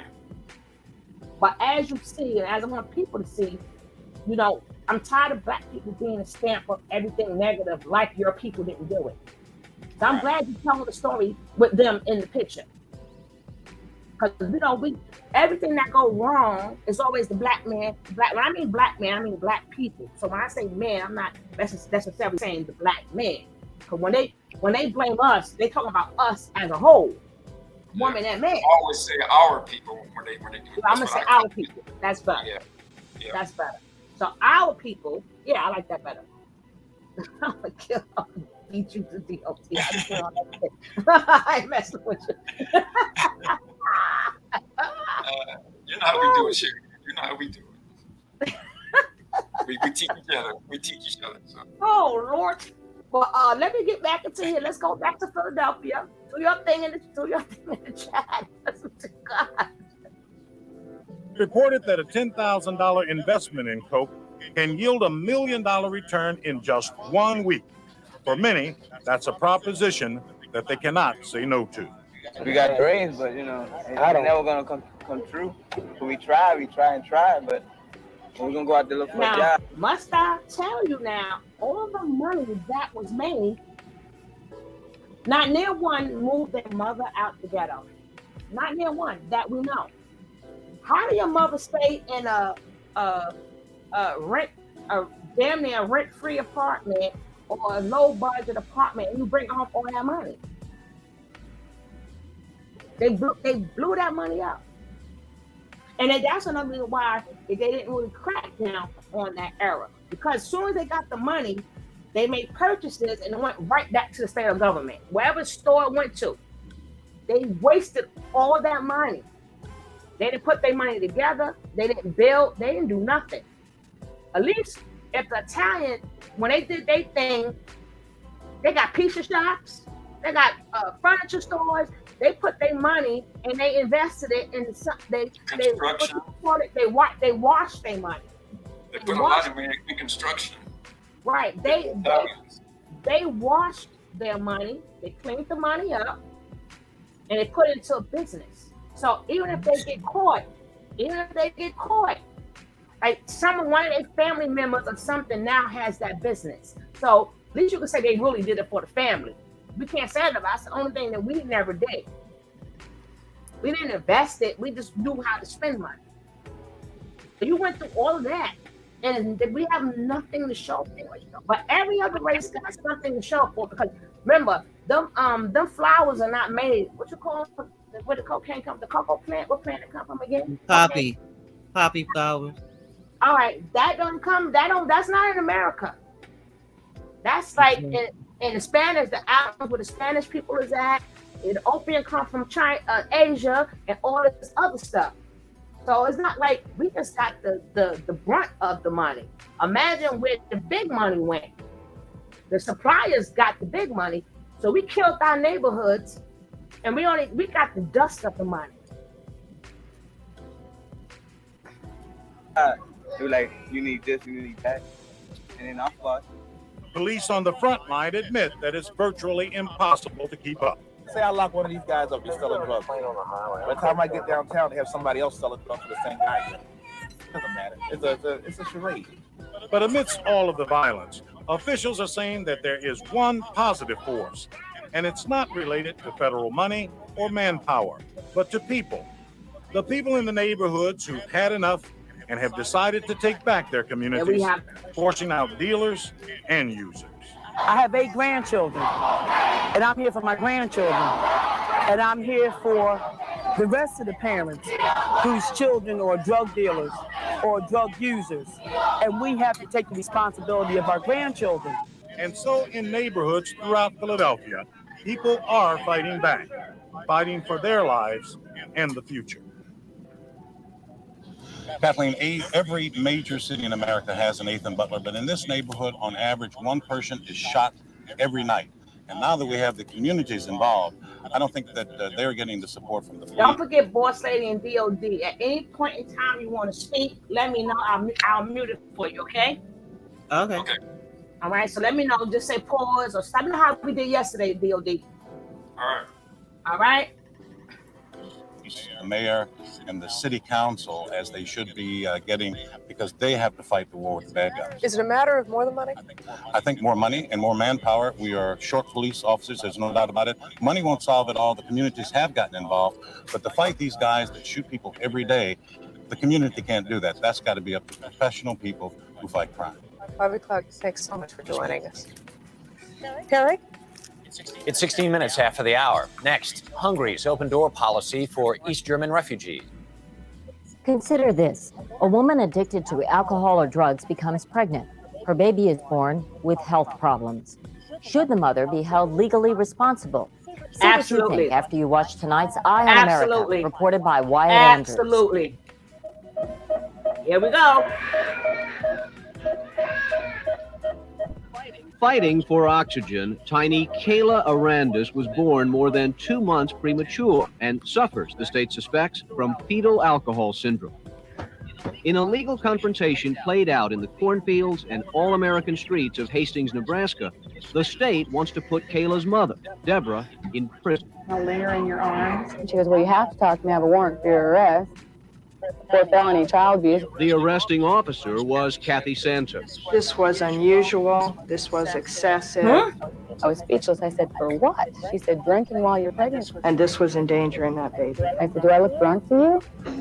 Deborah Arandis was arrested because police say she was binge drinking while pregnant at several bars in town. Deborah denies that, but 2 of her other children have already been diagnosed with fetal alcohol problems. The prosecutor is Donna Feglin. The only reason I brought this case was because of the harm that I felt Mrs. Arandis might be doing to her unborn child. I could not stand back and watch her continue to endanger that life. I couldn't do that. The prosecutor's mission may sound noble, but she is on shaky legal ground.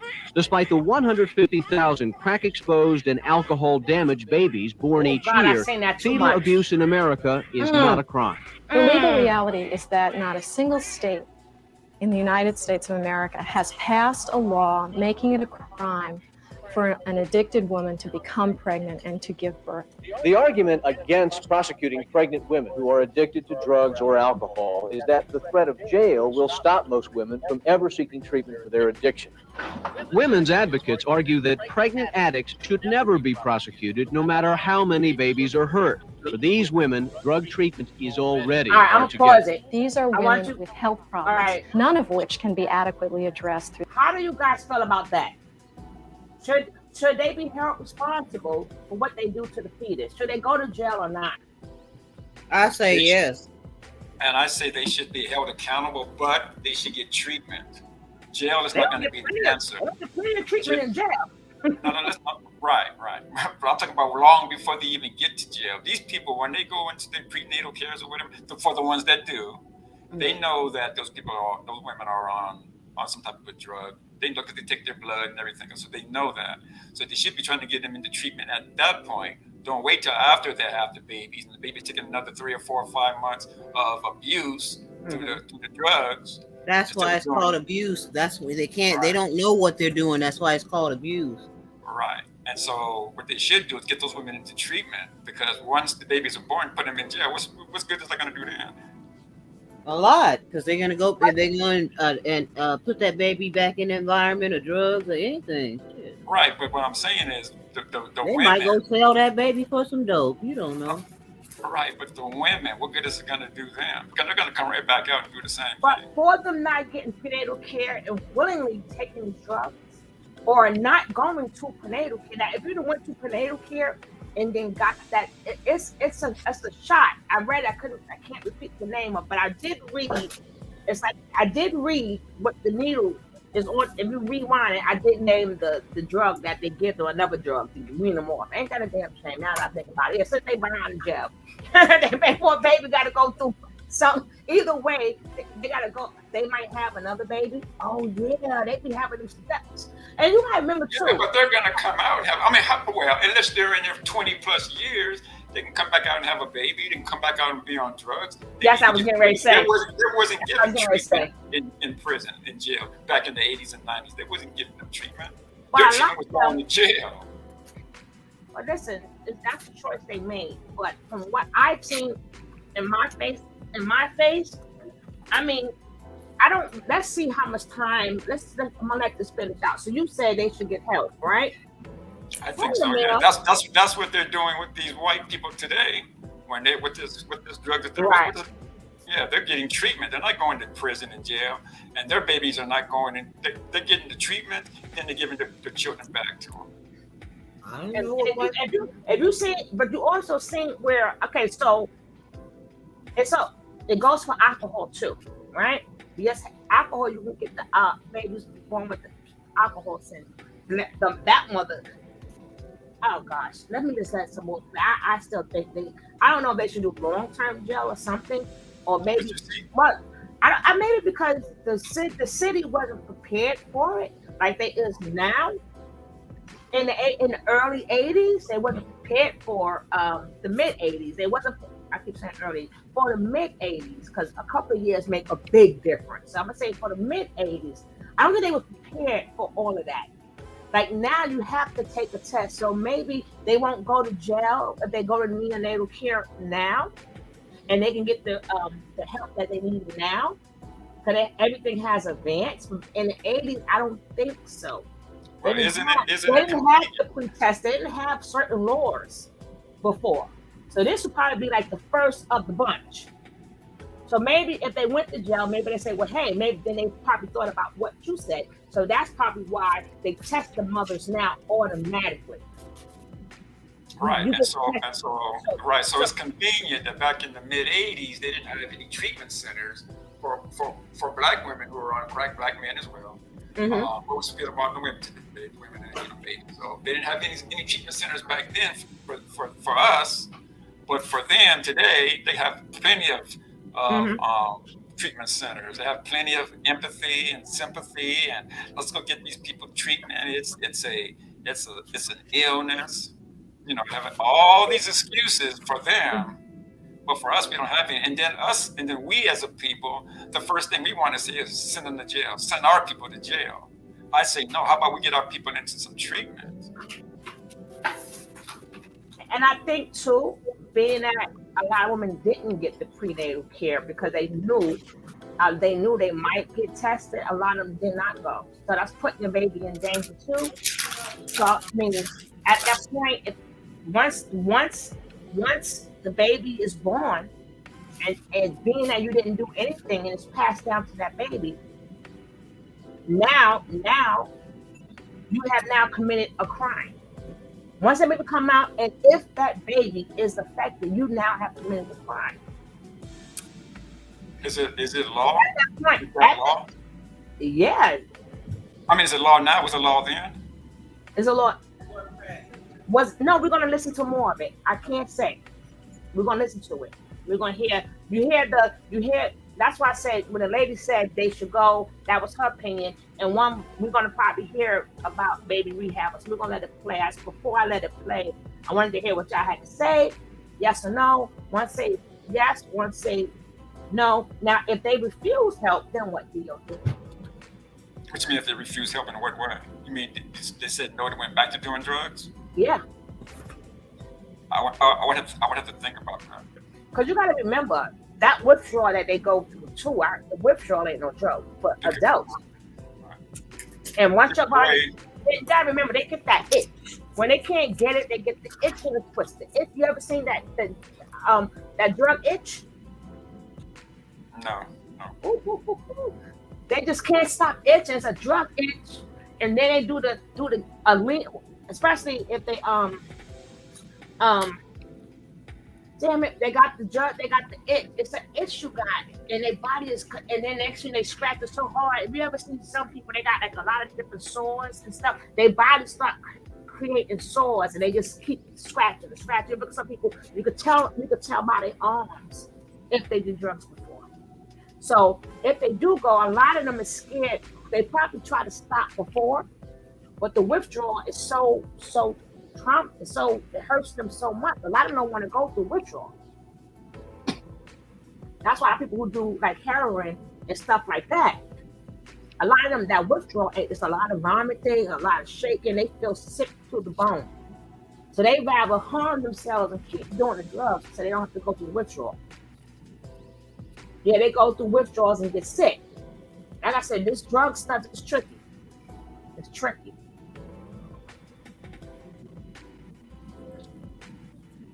Through the criminal justice system. You know what happens if you screw up?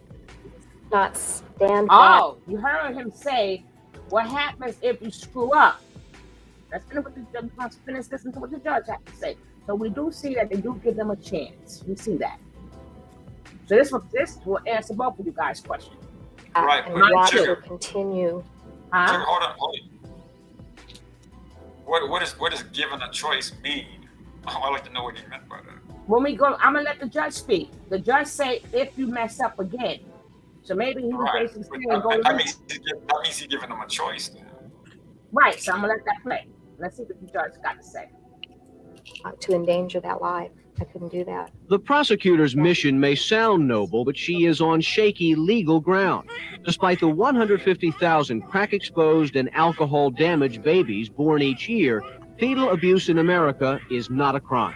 The legal reality is that not a single state. 150,000 a year. Oh my God! And these are tested babies. 150,000. Jeez. Don't forget to hit that like button. As you come in, hit that like, hit that like, hit that like. In the United States of America has passed a law making it a crime for an addicted woman to become pregnant and to give birth. The argument against prosecuting pregnant women who are addicted to drugs or alcohol is that the threat of jail will stop most women from ever seeking treatment for their addiction. Women's advocates argue that pregnant addicts should never be prosecuted, no matter how many babies are hurt. For these women, drug treatment is already hard to get. These are women with health problems, none of which can be adequately addressed through the criminal justice system. You know what happens if you screw up? In Tampa, Florida, though, is an aggressive judge who thinks jail is one answer for pregnant addicts who won't seek treatment. You complete the program tomorrow? Judge Dennis Alvarez commits pregnant addicts to drug treatment in jail under the same mental health laws used to commit the insane. Don't fall off the wagon. If I put the mother in a restrictive setting, I feel like I'm helping both the mother and the child. Tracy Stevens, the mother of one crack baby, will graduate today from the program. She and the other addicts say jail can actually help. I really didn't know that I could actually harm my baby. When I was out there in drugs, I was not the one to say, hey, I volunteer, I want to get my, I need help. Lynn Paltrow says Judge Alvarez is freelancing. The overall question is, do we want to live in a country where you try to produce the healthiest possible babies by turning pregnant women into criminals and pregnancy into a police state? How can they do that? How can they have a society like that, Test you for smoking, if you don't eat right, if you run down the street too fast. I don't know, it's crazy. Back in Nebraska, the case of Deborah Arandis will become another national test. Should the injuries to Kayla Arandis be deemed a crime or tolerated as the unfortunate byproduct of her mother's untreated disease? Oh, God. In Hastings, Nebraska, Wyatt Andrews for Eye on America. Thank you, Mark. As you know, Halloween is a time for make-believe scary stories, but officials in Centerville, Maryland have decided to frighten their youngsters in the area with a real story that they say is more scary than anything that they could make up. CBS News correspondent Eric Enberg reports.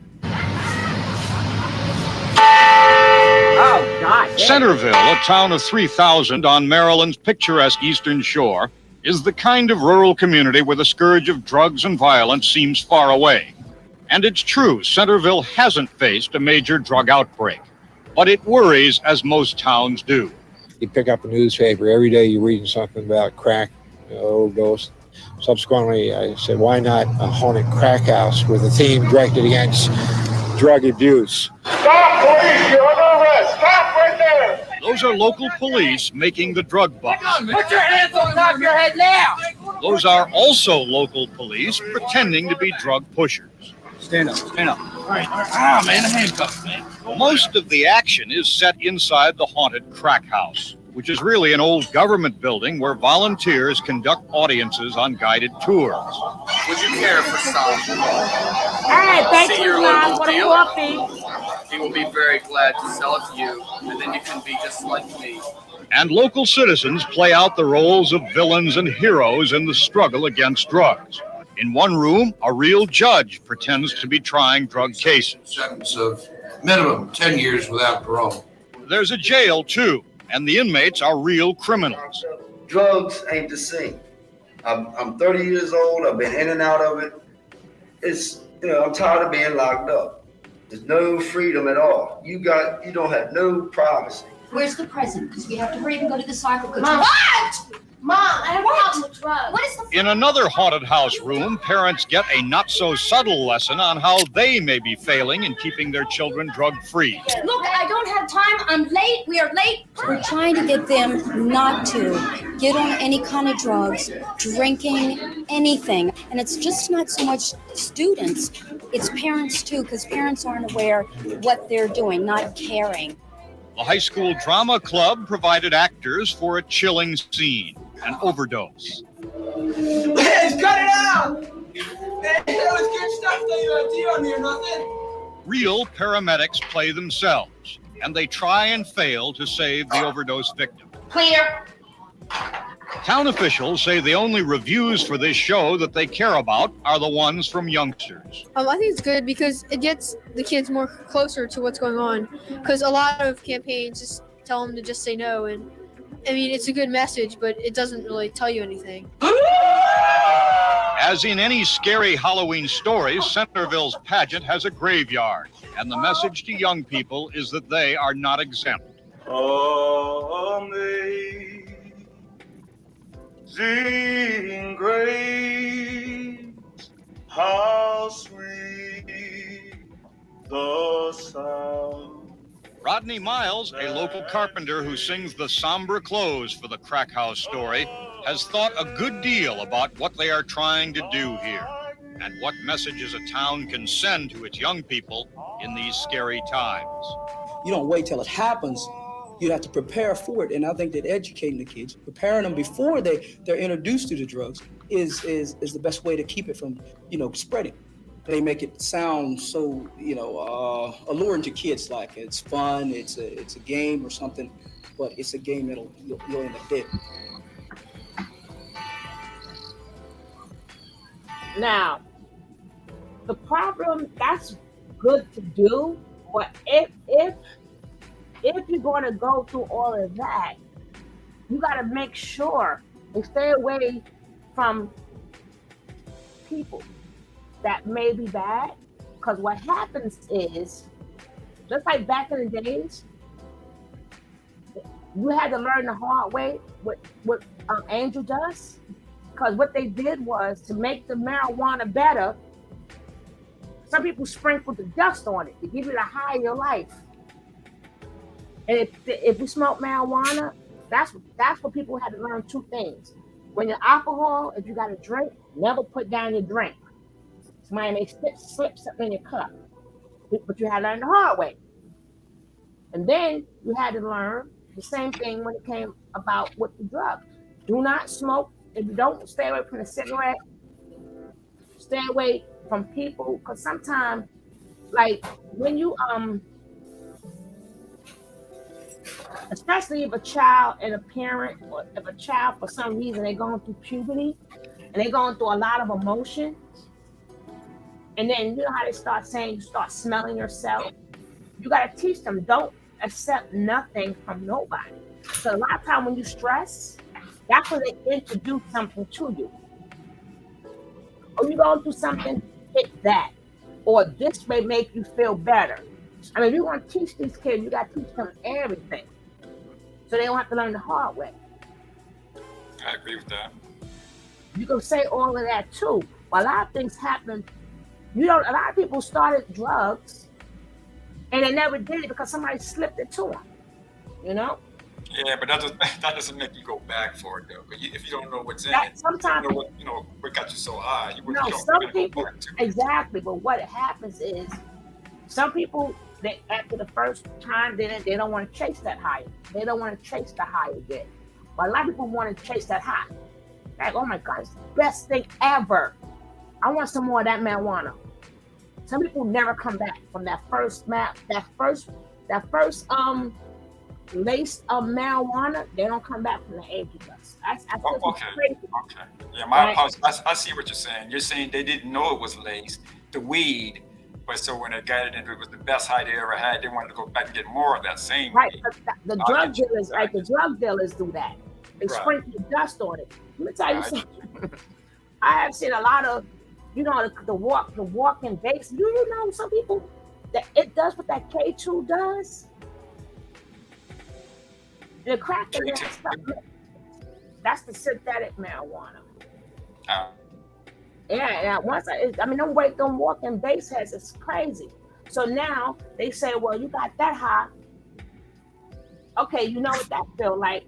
I got something better than that. And it's going to give you an even bigger high. You're already an addict now. Well, what is it? Then they get introduced to the little rocks and stuff. Because remember, the crack goes directly. It goes direct, 2 or 3 minutes. If I'm not mistaken, they feel it immediately. It's the quickest high ever.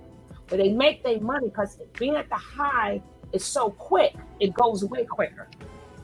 So now I have to keep on all throughout the day.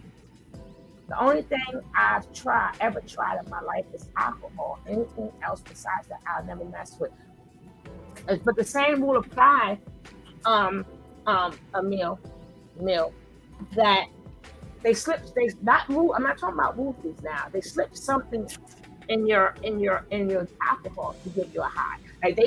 Today, they may slip a Xanax in there, or they may slip not Xanax, but it could be Xanax. What's that drug? Oh gosh, ecstasy. They may slip ecstasy in there.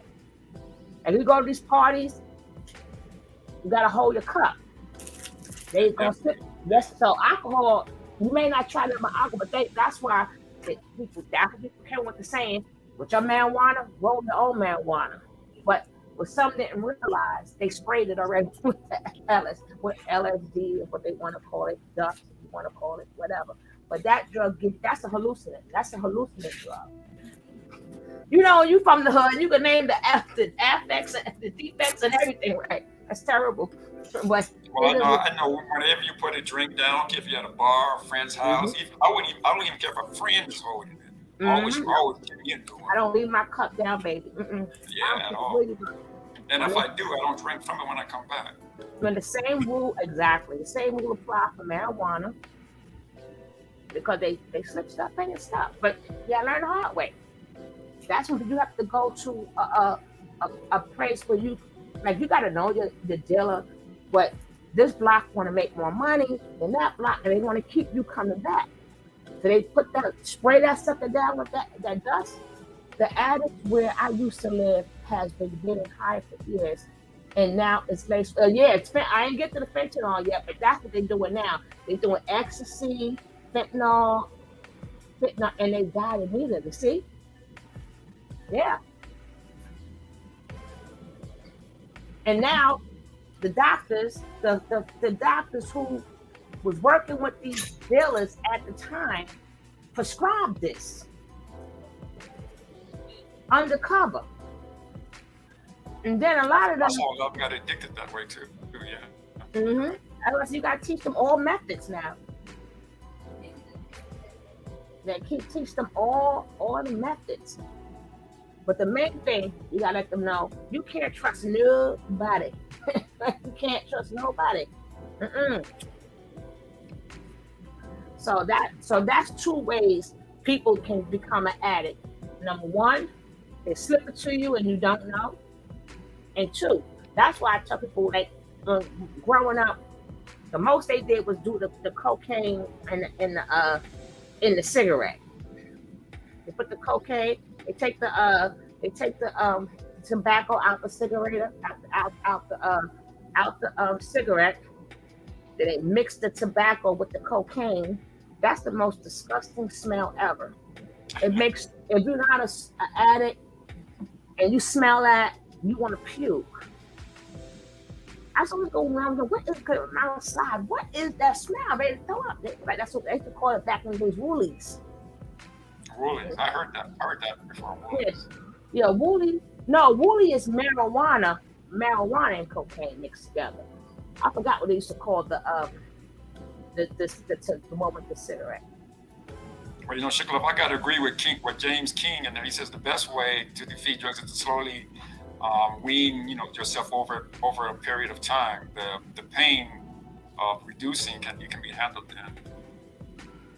You got to wean yourself off of it like this. That depends if the person can do it.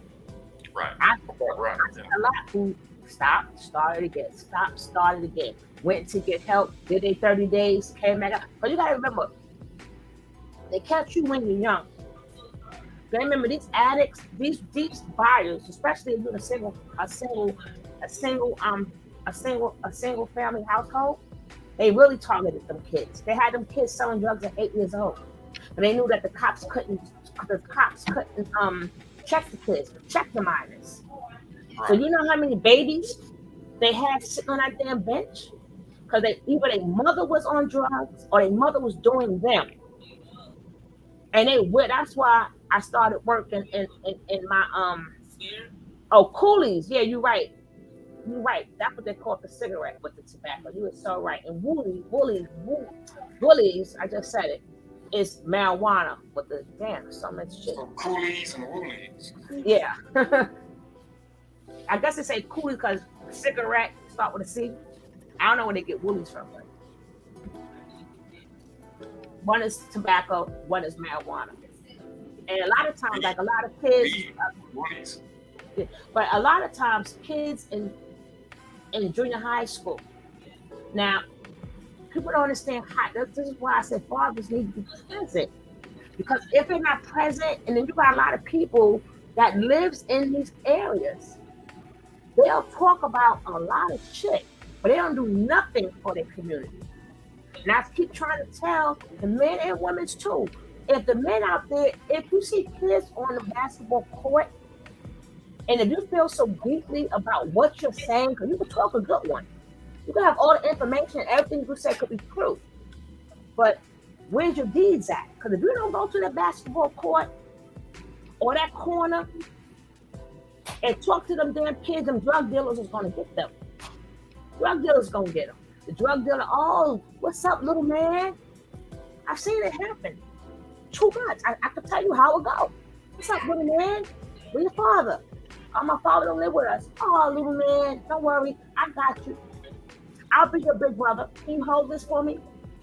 Or can you take this to that person for me? No problem, because they don't know what's in the package. I'll give you a couple dollars. I'll buy you some sneakers. I'll be my little homie. And the kids don't know they're being, what you call it? When you ease somebody to doing something, they don't know they're being groomed. They're being groomed. And the more the kids do, the more money they get and the more fake protection they have. The fake protection. Anybody bother you, shorty, I got your back. Just tell me. That it. Where are you ringing at? All right, let this play. I just wanted to say that because they're helping these kids, help them all the way. I agree. It's 15 minutes after the hour. Next, the crash of United Flight 232, looking for the cause.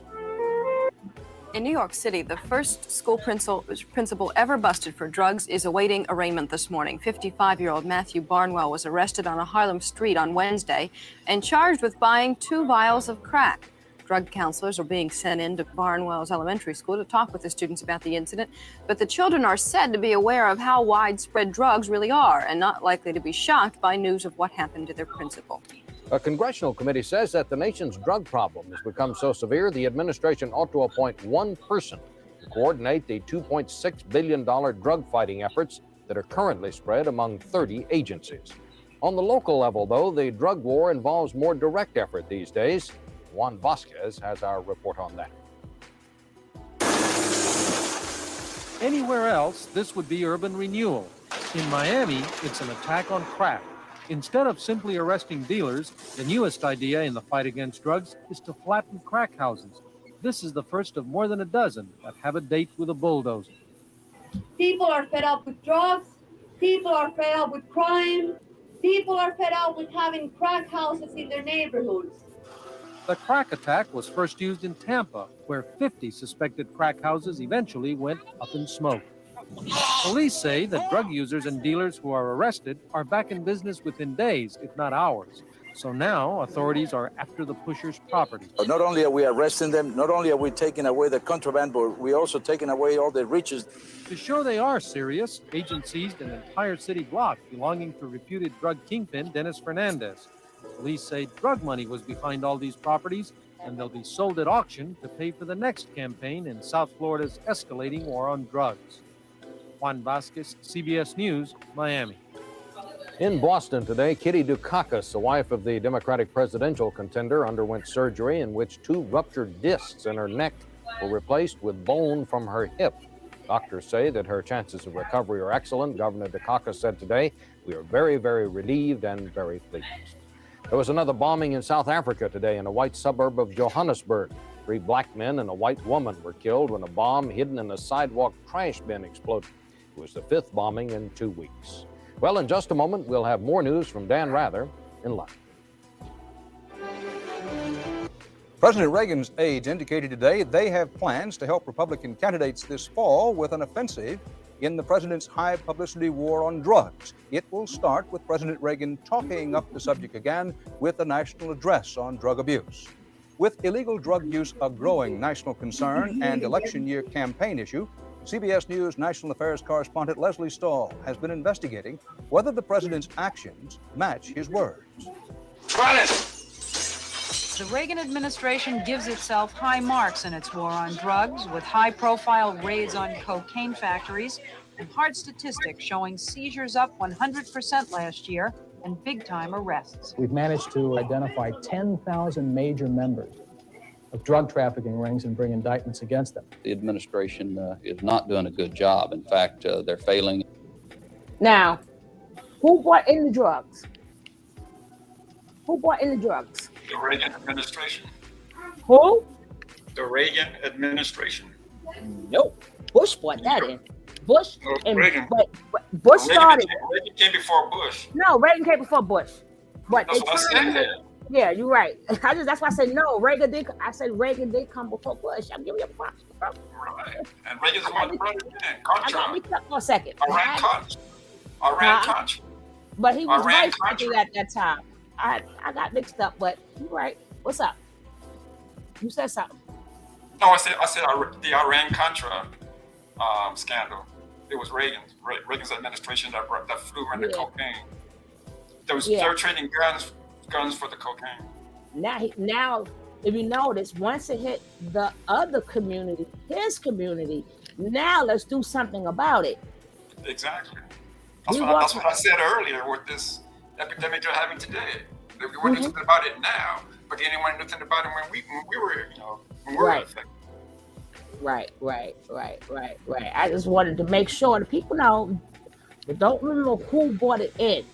I don't know how I forgot he was the vice president then. Right. Yeah, it was. But it was the Bush administration who left No, the it was gates Reagan open. administration. Yeah, who left the gates open. Like, I ain't do nothing, so why them gates were open?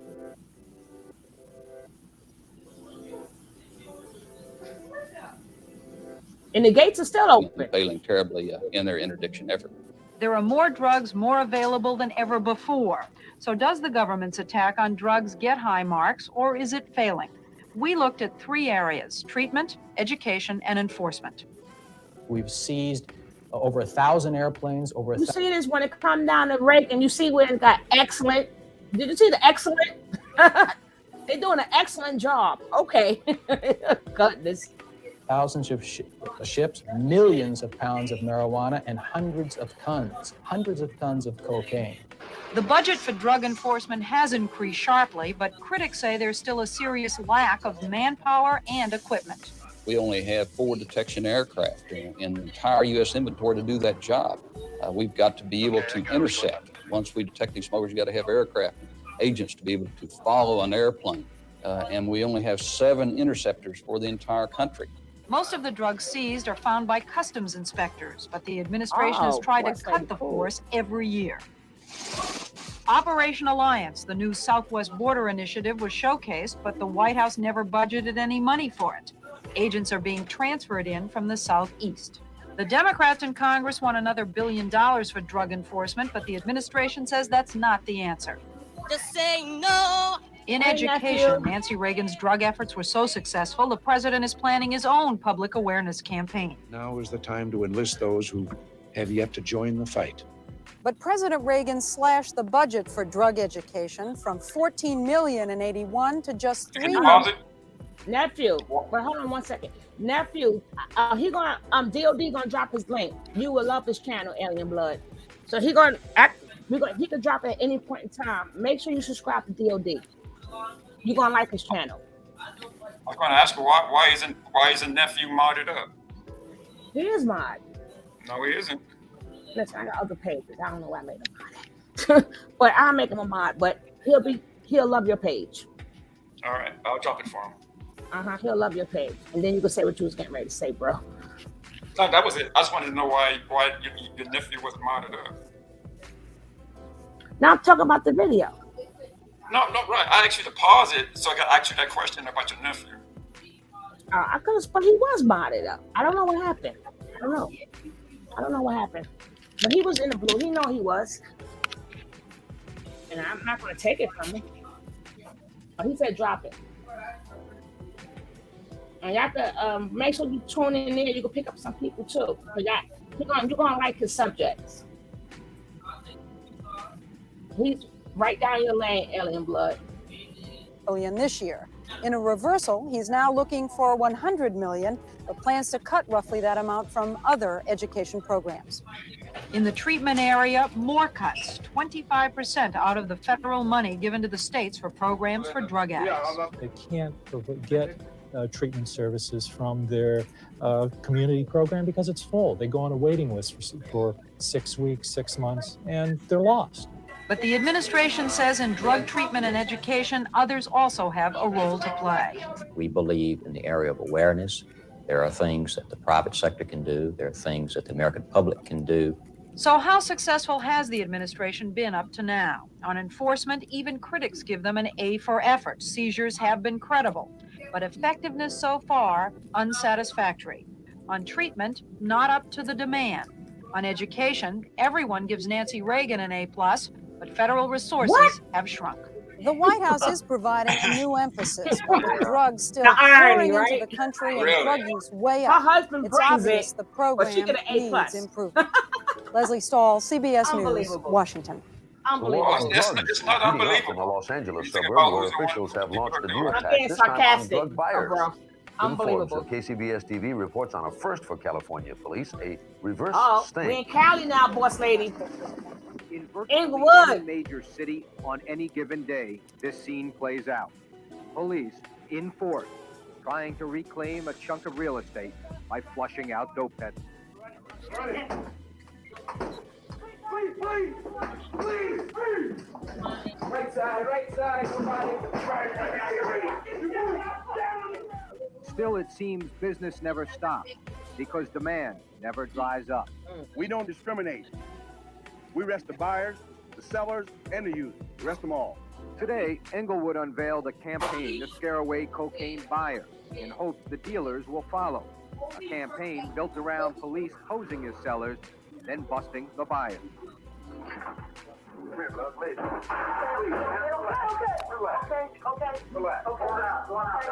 What's that? You know that, man?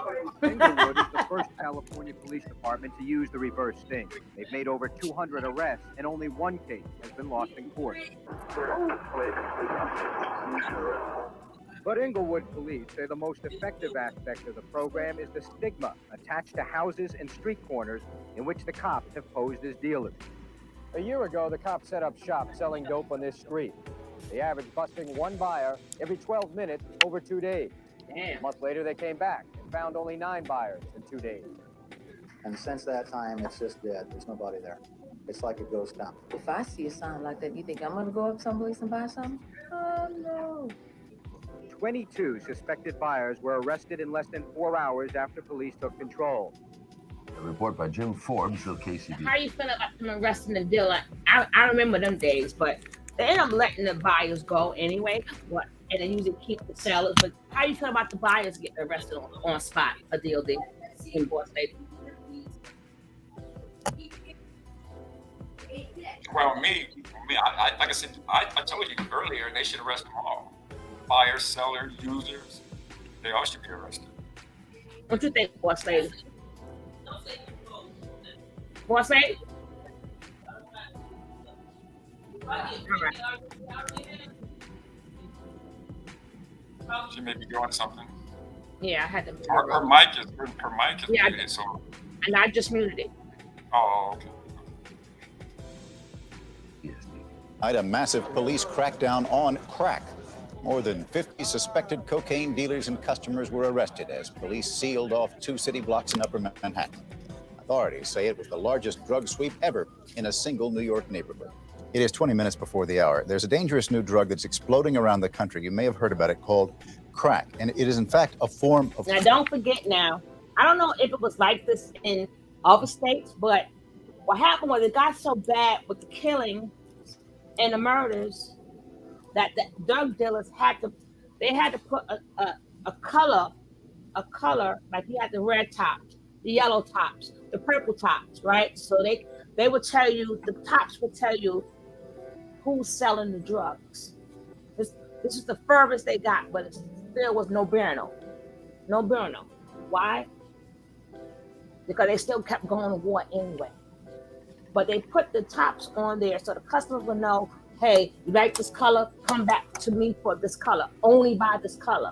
But when they couldn't re-up fast enough, They went to the next dealer.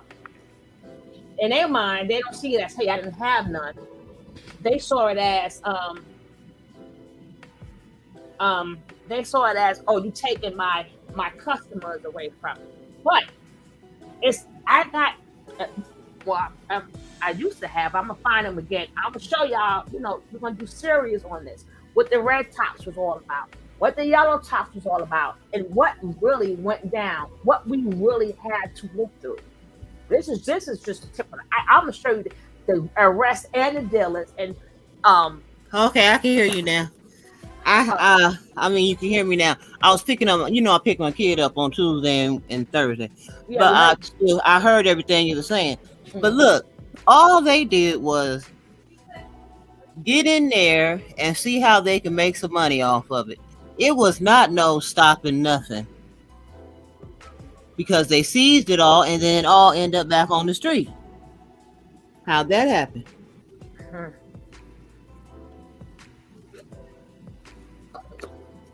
That's all I wanted to say about that. Crackdown. Yeah, right. I saw your friend on TV. I saw your friend.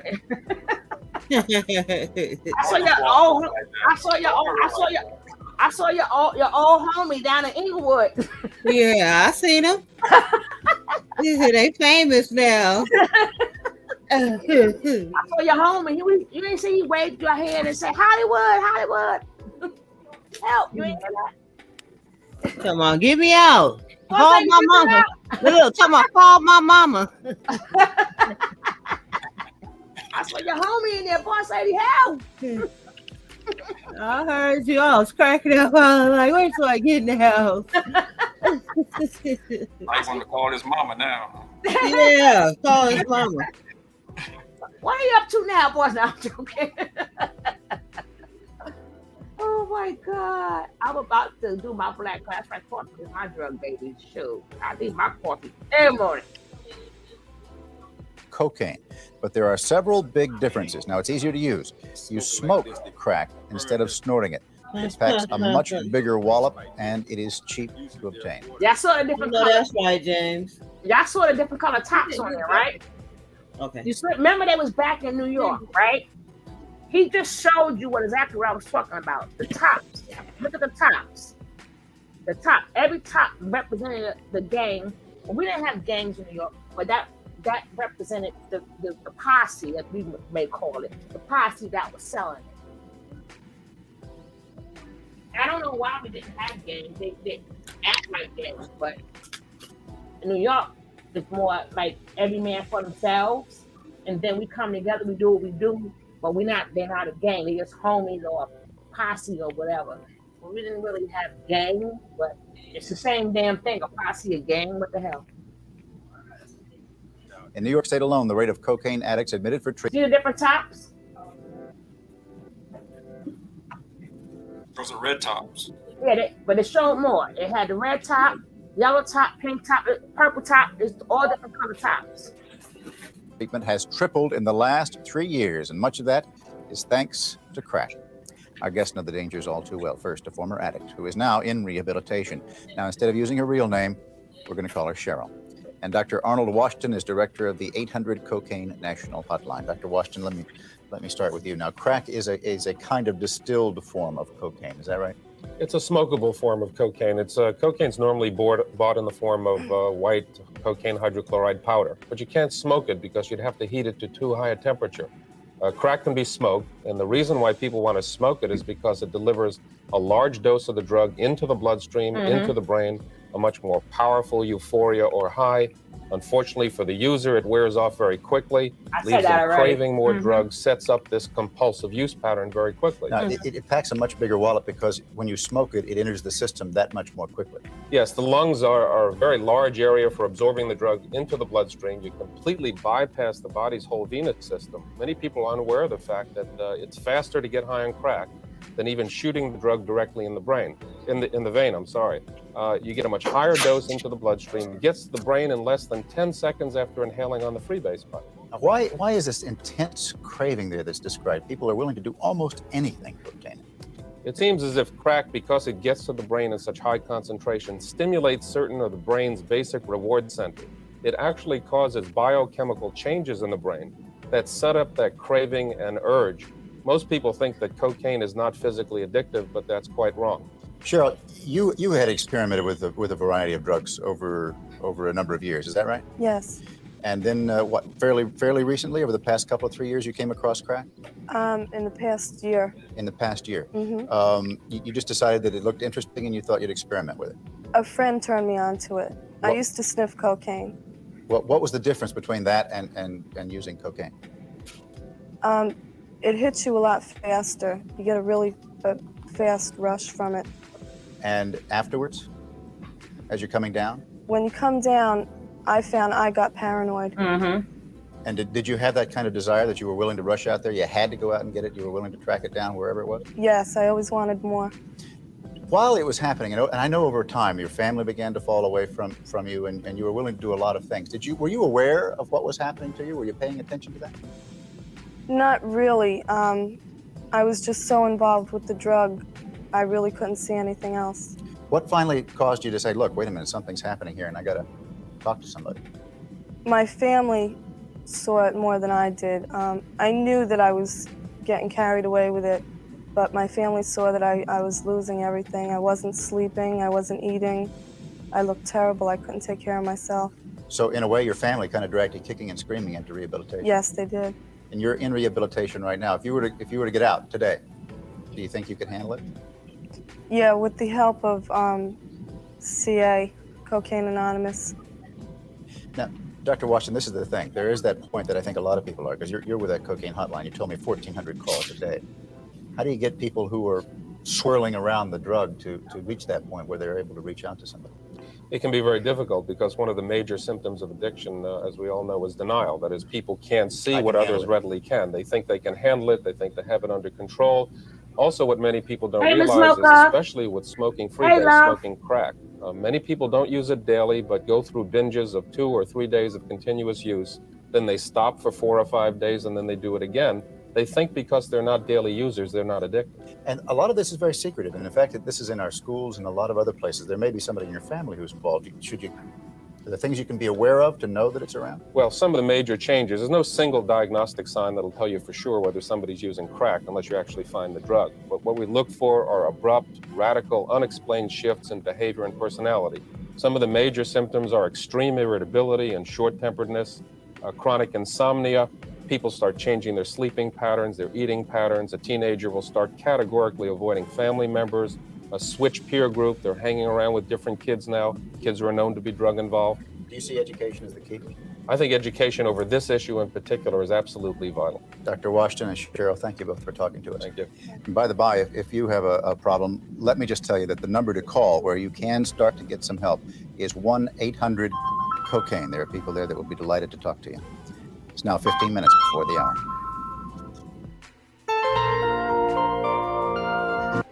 Next time, we'll have the weather for you for Friday.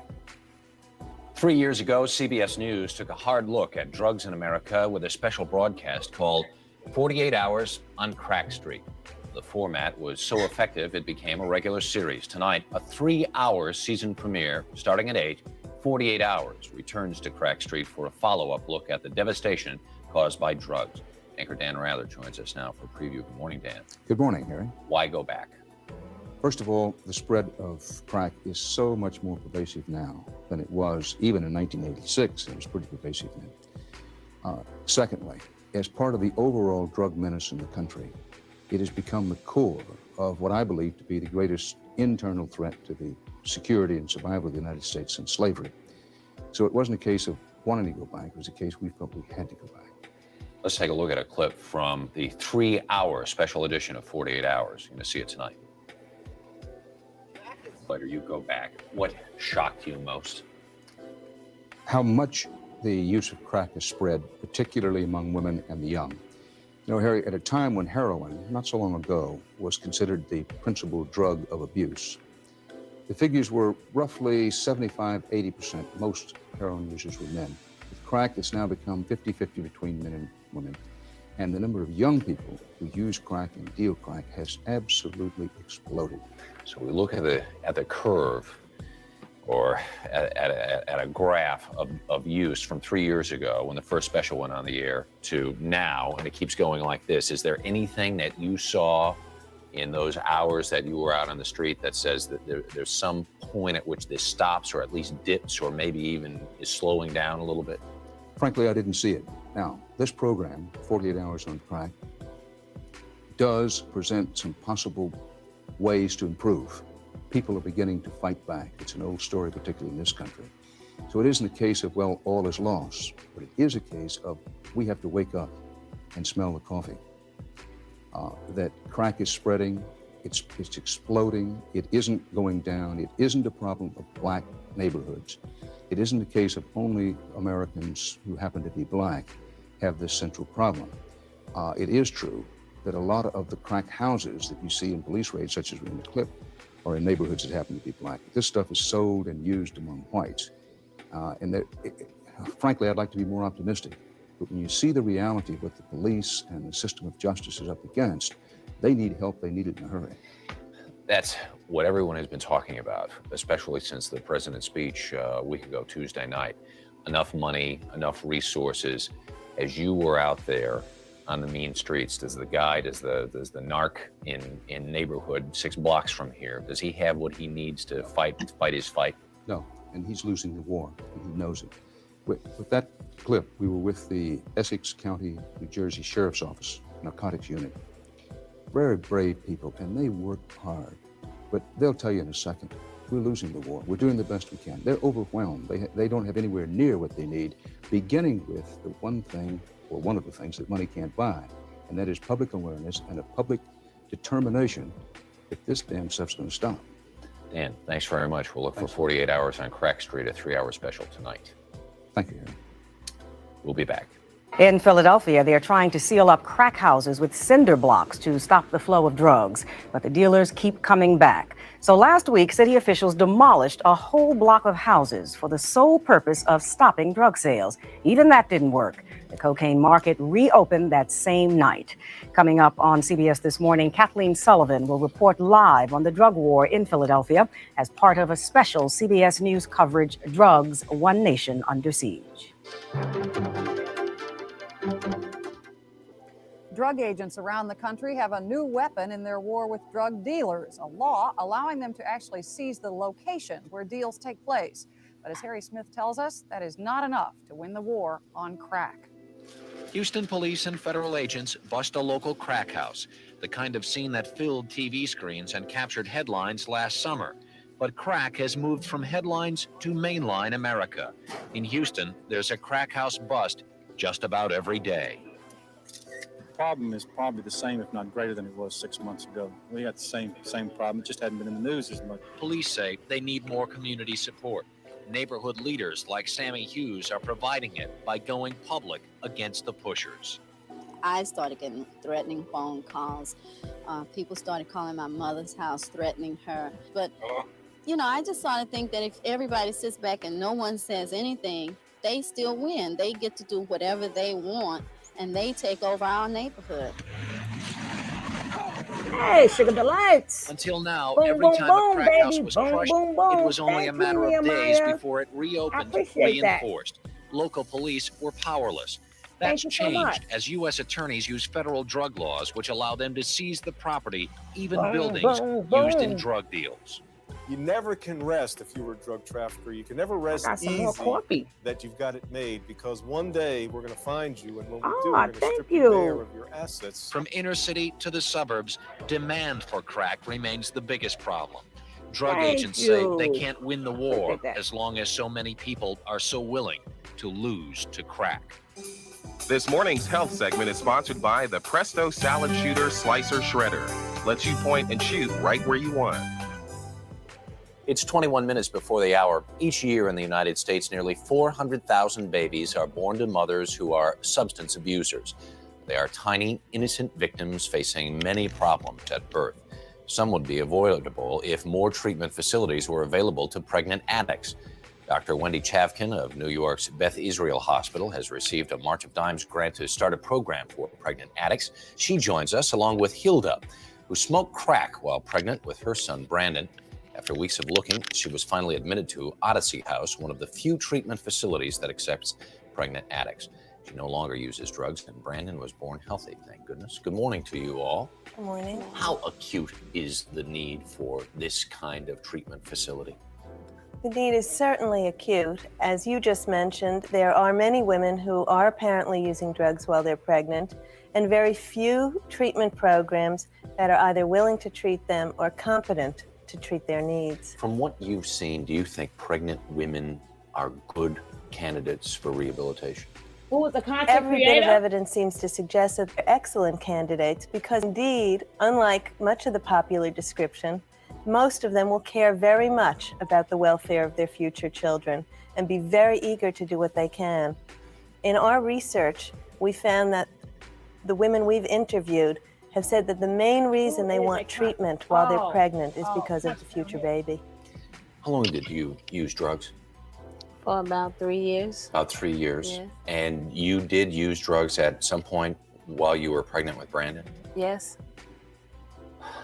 Did you know what you might be doing to him? Yes, I did, but I couldn't stop. So that's why I decided to come into treatment. How hard was it for you to find treatment? Well, I had to call for like 6 weeks every day in order to get space for me to come in while I was pregnant. And so you came in and then what happened?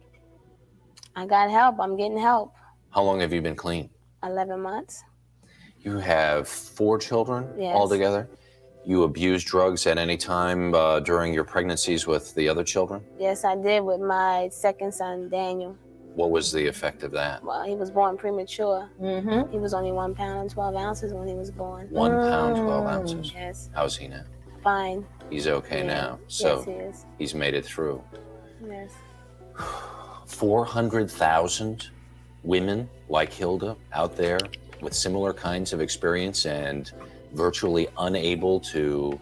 Did y'all hear that? 400,000. We went from 150,000 to 400,000.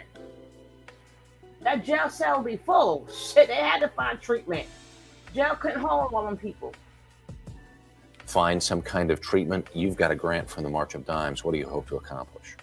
What we've been doing is trying to figure out what effective drug treatment is for women with small children or women who are pregnant, because it looks as if the sort of male-modeled drug treatment programs have not been particularly responsive to the needs of women who are parents. So we've been interviewing women and asking them their opinions, and we've also been interviewing experts. And everybody seems to agree that if you put together the constellation of services in one place, people will do well. Hilda, did you have any fear of prosecution?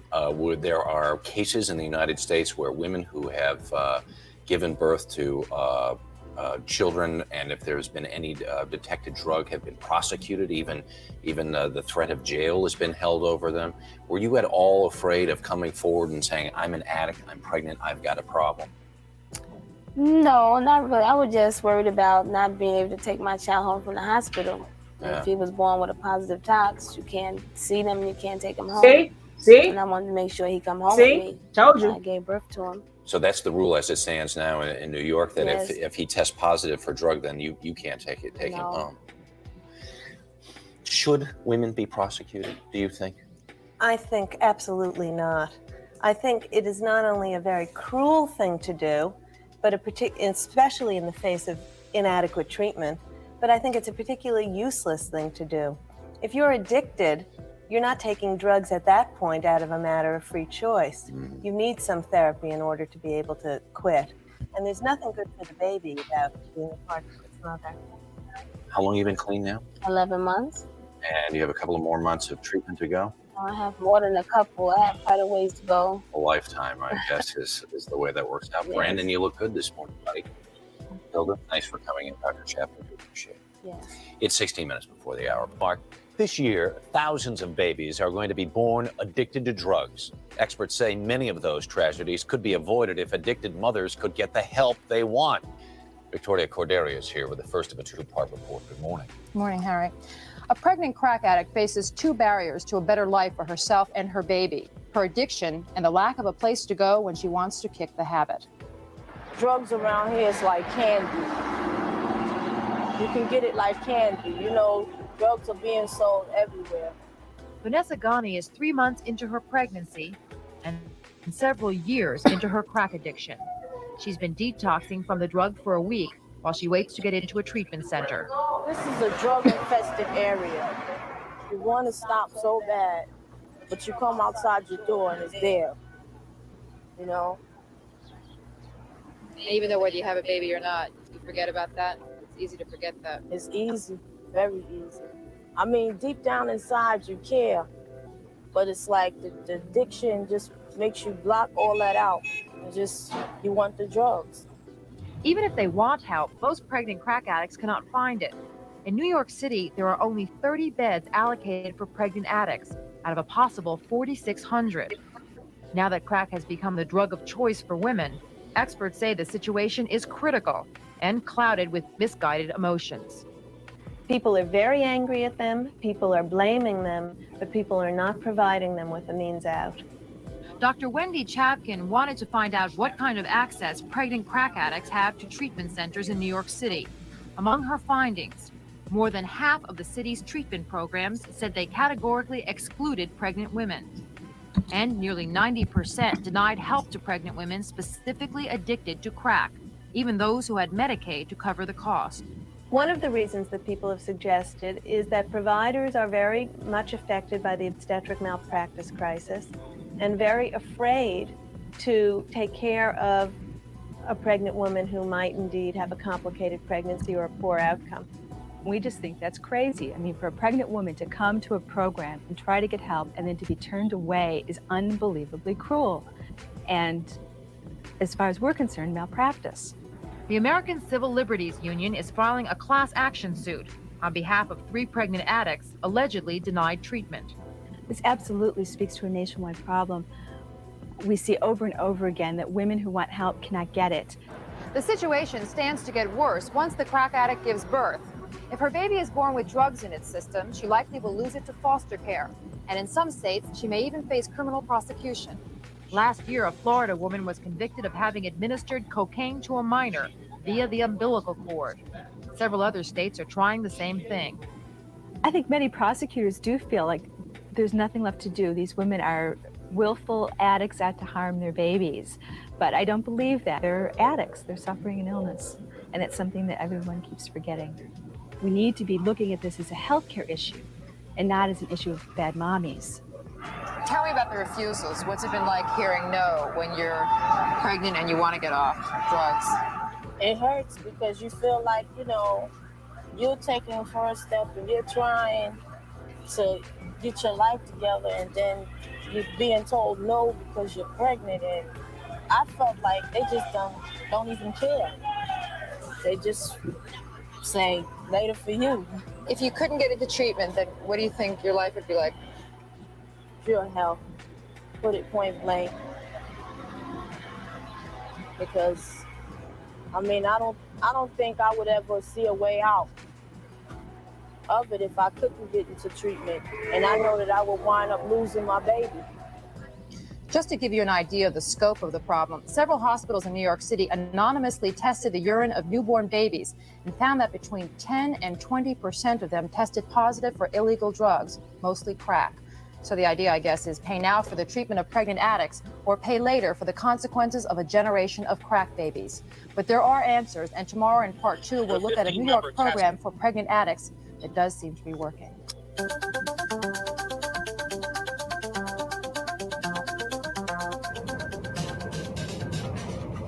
Good morning. Welcome back to the Dauntless. Giselle Fernandez covers the drug situation here in Miami for our CBS station WCIX, and she joins us. Good morning. Good morning. We want you to tell us about what's going on in your city, and especially while we're concentrating on trafficking, if you could tell us, just about what's going on in the streets, if it's just Miami Vice. Well, the reputation of this city is an accurate reflection really of what's happening here. There are drugs everywhere. There is drug money everywhere in large quantity on the streets. And where you really feel it, though, are in the streets where there's a lot of crack. 44% of all the cocaine that's seized in this country is smuggled right into Miami. The DEA here in the city seizes 3 times more cocaine than any other city in the United States. Again, where you feel it is in the streets. The feds say there is hope that the crackdown is slowly having an impact on the streets, but we weren't able to see that, and the efforts so far we see are futile.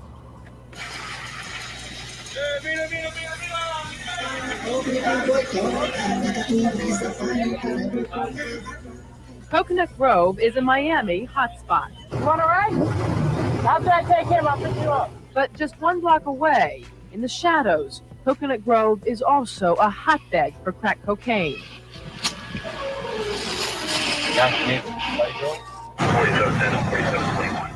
The street that caters to affluent tourists and yuppies is both the dividing line for rich and poor, and the bridge between them. You just bought some crack from Charles here. Charles is the juggler, the middleman between the Grove and the Black Ghetto. Is that something that you normally do to get crack? Yes. Yeah. It's something that it seems to be the safest, and it's just that you have to be able to trust it. And it's easy to get it here? Yeah, it's very accessible. How accessible? A walk down the street, a whistle, a yo man, and it's there. As far as the Colombia thing, I mean, maybe the effects haven't been felt yet. I'm not saying it won't, but I've been hearing a lot of talk about it, but I don't think it's... You still see the dope coming in on the street? I don't see it coming in. I mean, it's there. To be honest, it's there. I mean, it's abundant. Watch it!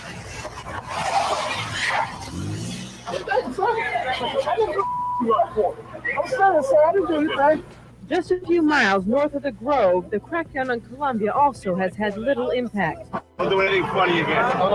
Spread your legs, man. Narcotic squads still bust the nickel and dime dealers who are back on the streets the next day. Crack here still sells for $5 and $10 a rough. We have received word that if it keeps continuing in Colombia the way it has, pretty soon we will start feeling an increase in price. But so far, the coke is still coming in? As far as we know, yes. Look at that. Tearing Dade out a County house this again. week began demolishing crack houses to get the dealers and See that users shit out. again? This Where is will they Miami. go? Many are victims. Joey is 14, a crack addict. He says he's been turned away from overcrowded treatment centers All already. right, tell me how it goes, Joey. You go and beg for quarters up here, right? And then you take your money down there to the crack house. Tell me what happens. Oh, like when I get my money, I go to the crack house. Mm-hmm. And then what do you do when you get there?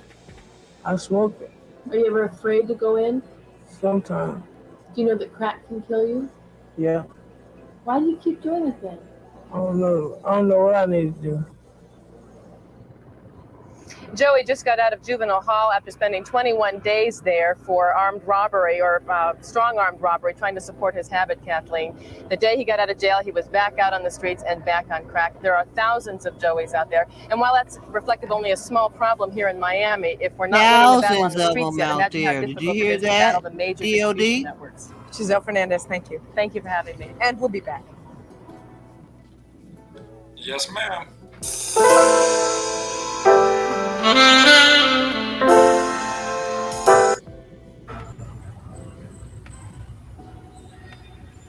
What do I want to say about myself?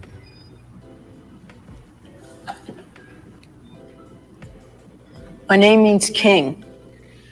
I looked it up in the encyclopedia. That's how I think of myself. As a king. When he first came into the facility, he came in with a real tough image. He's really angry of what he survived as a little kid. His father left when he was really young, abandoned him. His mother worked a lot. He was left. I made a lot of money in drugs. That went. You know, the nerve. They can sit there and do shit and still be cocky. Look how cocky he is. The nerve of him, you know. And then look how she's taking up for him. Let that been a black kid. There wouldn't have been no excuses there. They didn't say none of that when that little boy, was that little black boy, little 14-year-old boy was doing drugs. They turned him down for treatment. They wasn't like, where your parents at? What you went through? Nothing. They just pushed him aside. And they ended up arresting him for for robbery. But this kid right here, the little cocky one right here, and then they take it. Well, his mother works a lot. They come from a single household, and my name was King. I looked it up. Give you a chance to see how they treat the different face. Look how they treat the two different faces. Look at that. Even though we know already, but you get to see it. Tell me about it, DOD. Unheard of.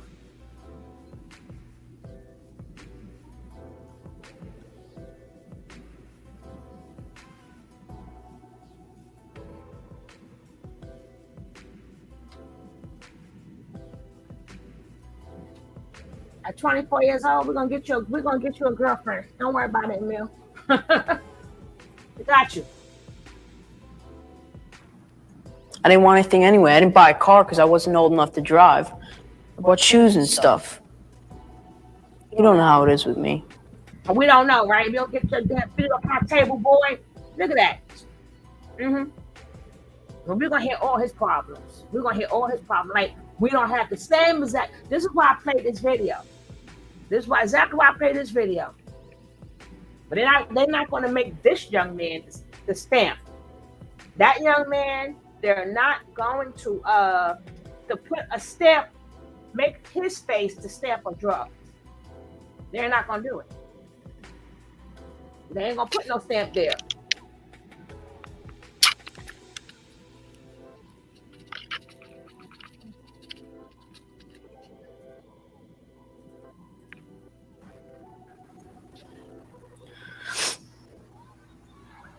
I've been in rehab a long time now.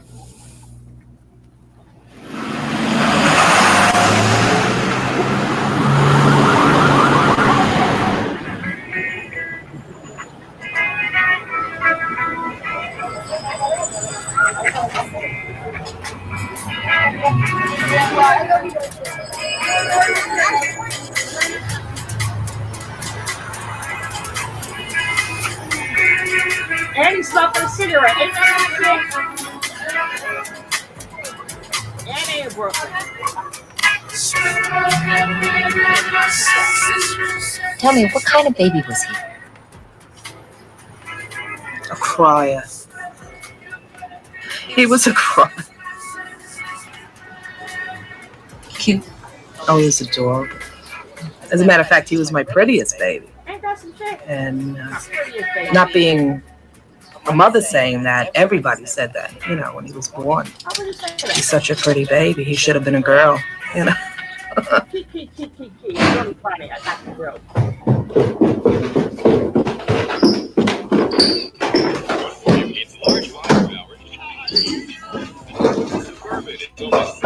Motherfucker's climbing up. Look at that. He done climbed on the roof. Little thing there. He's a little guy, and he almost looks maybe a couple years younger than he really is. Yeah. And I think that's why he got away with doing what he was doing for so long out on those streets.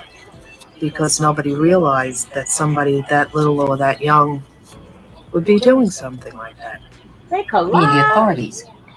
Yeah. I really think that's why he got away with a lot. Before that one time that he was arrested. You're saying that the police probably never suspected that this little guy was selling drugs. Yeah. But then they start taking on the form of a pusher, not a dealer, whatever. The hooded jackets, the hat over the hood, the collars up, and just dirty looking. He always looked dirty to me. Even his skin was so dark. He just looked very dirty to me all the time.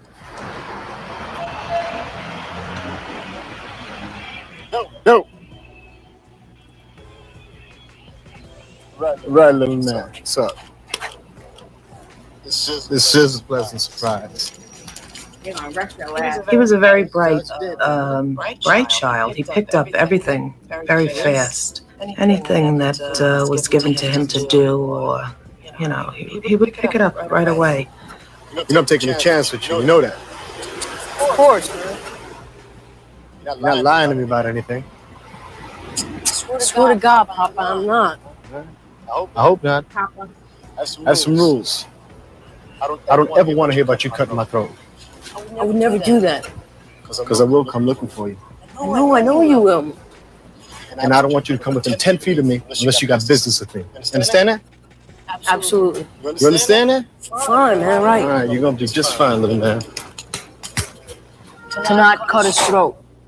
What that means is don't move in on my spots. So, Like, if he's selling on 49th Street, I can't sell there. I'd have to find my own spots, which I did, which is easy. How I met Popeye was he used to come to my house with my older brother. Can I smoke? Ain't that some shit? I used to Hell no, you can't smoke. wake up at night. I used to go to the kitchen to get something to drink or watch TV. Arrogant self.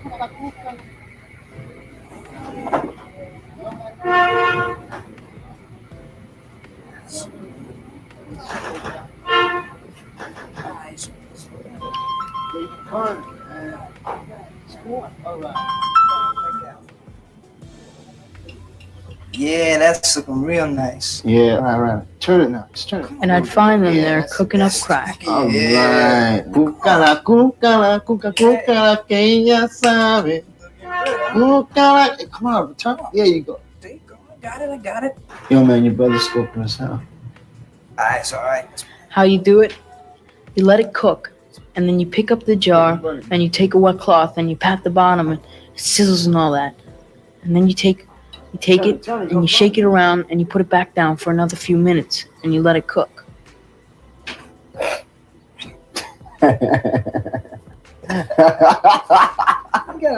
You gotta watch out it doesn't get that hot.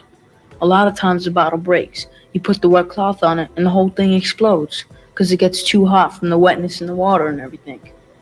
It just explodes on you. And because of that, I stood back real far when I was watching them. I wouldn't even go and tell my parents. Off and on, I sold drugs for about 8 years. Loose joints, coke, whatever. Started smoking reefer with my brother when I was 6. I'm 14. I ran my own business for 3 months. I sold crack. I was taught to sell down to 14-year-olds. Nobody younger. No, I'm sorry. I could sell reefer, though, to an 8, 9-year-old. A lot of people sell crack. The thing is to own crack and have people sell it for you. You gotta save up while you sell for someone else. You gotta think things out for yourself. That's like a gift to me. That's what I can do. Think and figure. My plan was to own my own drugs from Popeye, so he could trust me. And after a while, I'd be successful. Have my own juice. Juice is knowing people and having money.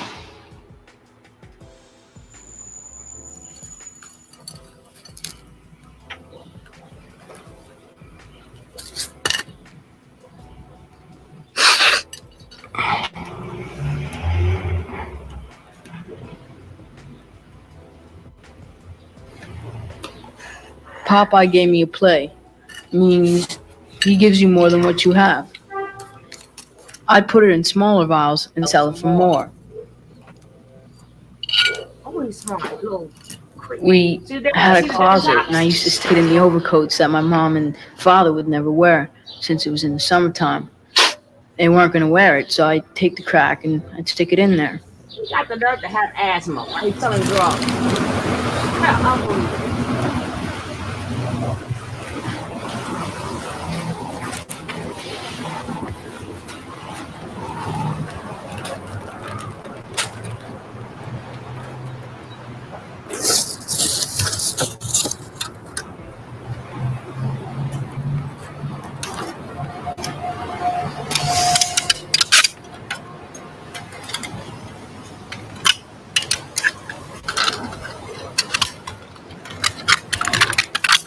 After you start your business off, you cannot enter the streets with a whole big amount of money on you or any drugs. You cannot enter the streets like that.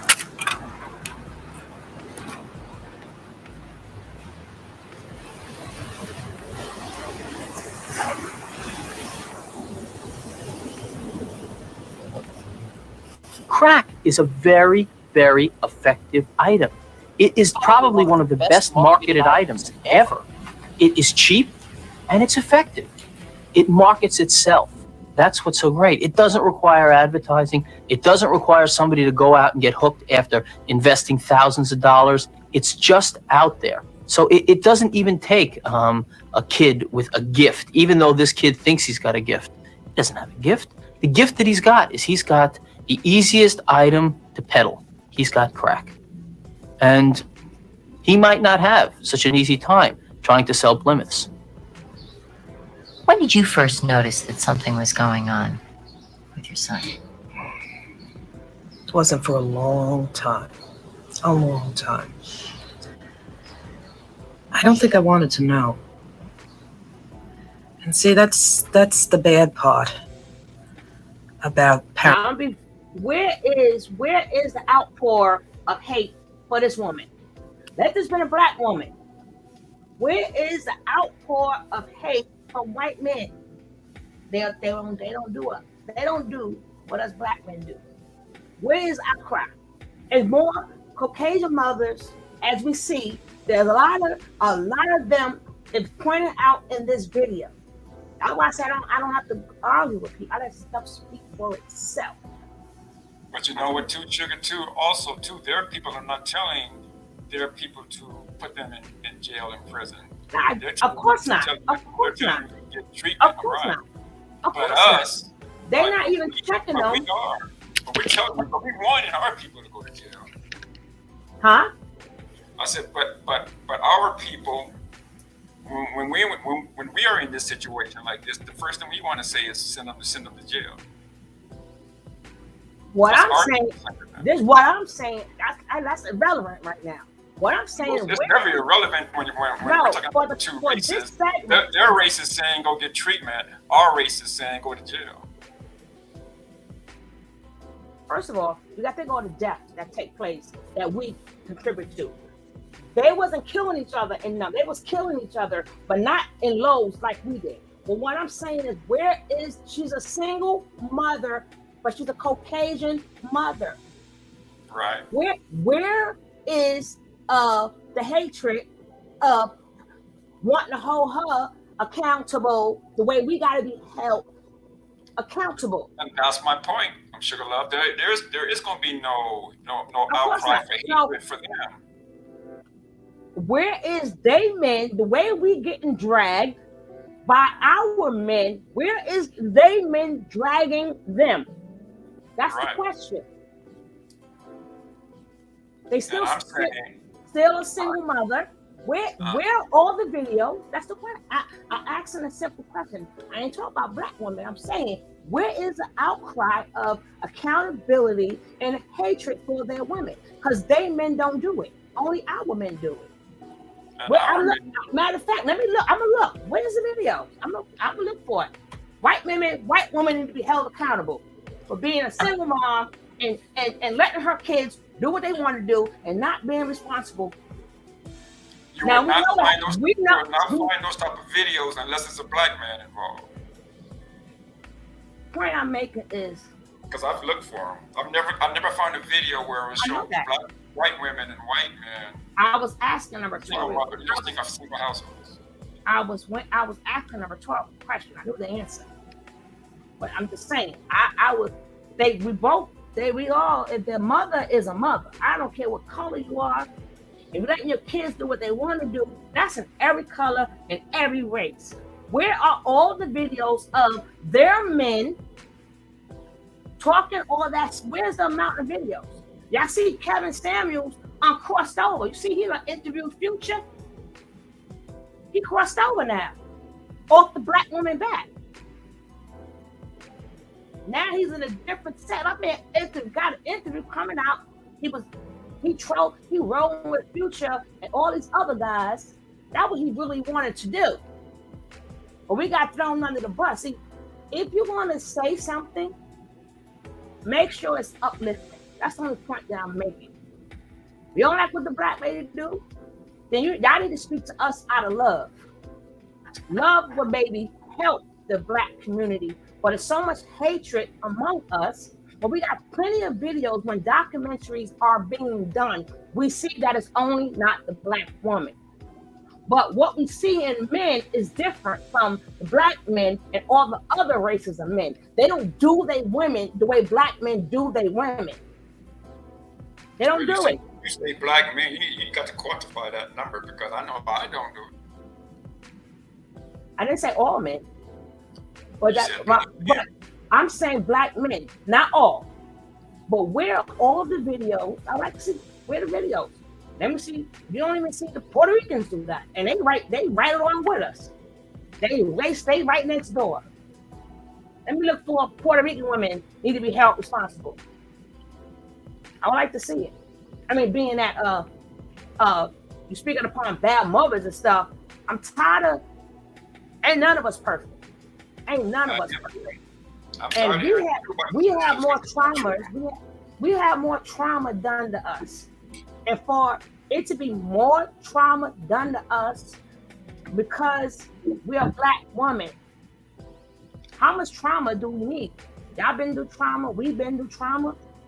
And then if you're not building yourself up and throwing a black woman under the bus, that's the problem that I have. Not the men who talk on them subjects. You can talk on the subject. There's nothing wrong with that.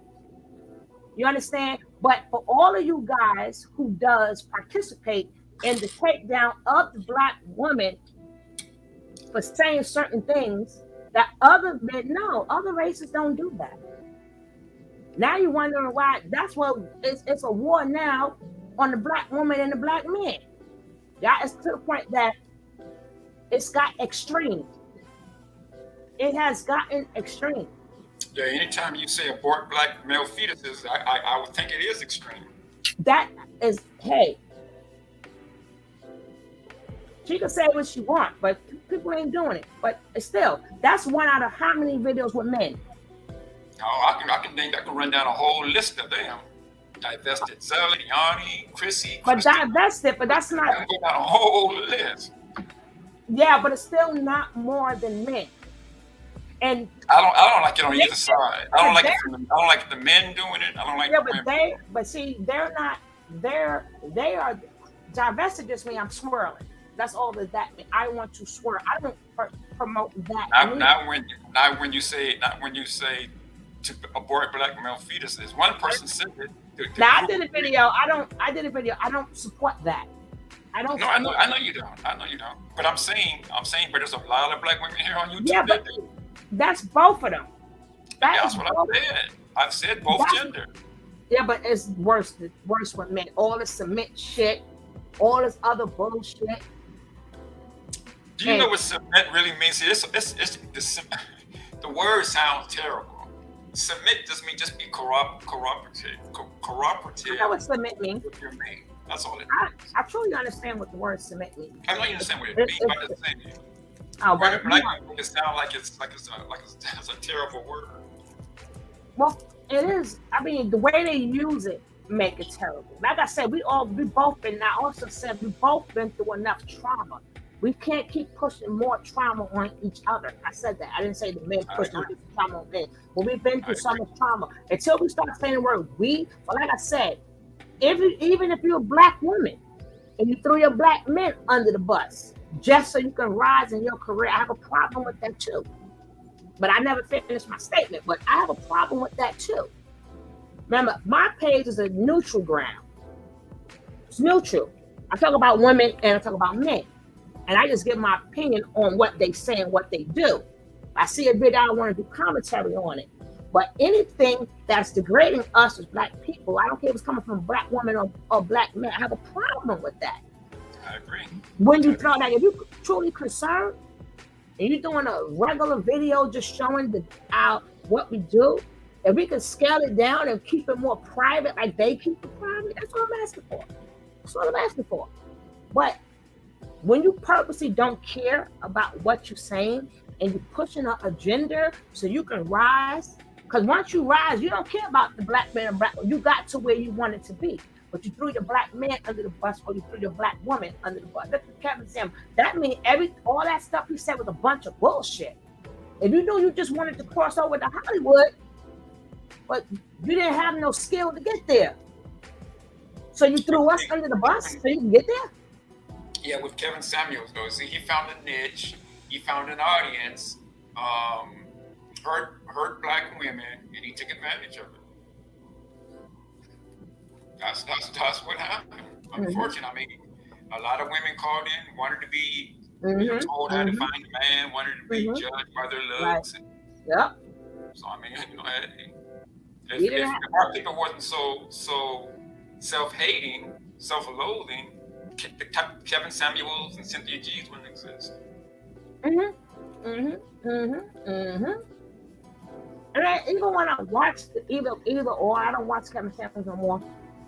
But I don't listen to Cynthia G either. But if she got a certain topic and I want to talk about it and try to make it more even, I'm like, even in my video, I was like, well, Cynthia G, you're going to get older one day. Your son is going, the same son you didn't want is the one you're going to need. Hey, when you get older, can you put this light bulb in? Can you hold these bags? You will never get here to say my son. I think having a son is the most beautiful thing you can have. You just gotta deal with the smelling yourself part, and the testosterone is coming in and all that other stuff, you know, and try to guide them to stay away from these drugs and stuff like that. But having a daughter is beautiful too. Don't get me wrong. I got one and one. But it's a beautiful thing to have a son because, you know, hopefully he'll have a little height, or hopefully he'll have some skills. And, you know, there's a lot of things sons do for their mother, you know, as they get older, they help the mother out. Sugar Love. Speaking of sons, my grandson just won a contest at a school, and he won 1 month free at the dance studio. Oh. He's gonna be a star. He's gonna be a star. A what? But see now, but if it was up to Cynthia G, he would never have been born. Exactly. Yeah, we didn't pay that no mind over here. And she was talking out her, talking out her ass. Hey, Caroline, are we going to do the fuckery after this is finished? But I for a couple of days, I didn't put my remember, this is still Sugar Love channel. This is Sugar Love topics and stuff. But I get to the fuckery after this. But how my boo Caroline? She's better than cherry pie. She's sweeter than cherry pie. Hey. My Caroline. Hey, she's sweeter than cherry pie. Cherry pie. I don't know why every time I see Caroline, I gotta sing that song. I don't understand, but I always gotta greet her with that song. Parents, they don't want to know. They don't want to open their eyes to what's going on. They feel if they don't look at it, it's going to go away. Doesn't. Heavy downpour, gusty winds, and hail.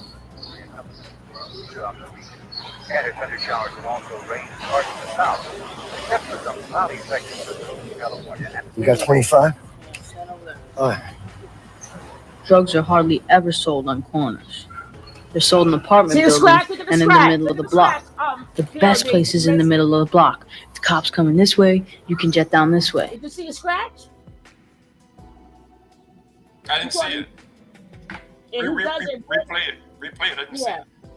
He does it. They keep the camera on it really quick.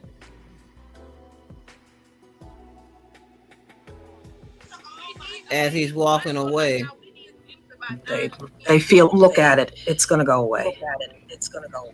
Doesn't. Heavy downpour, gusty winds, and hail. Scattered thunder showers and also rain in parts of the south, except for some cloudy sections. Now look, D.O.D. You got 25? Look, you're gonna scratch.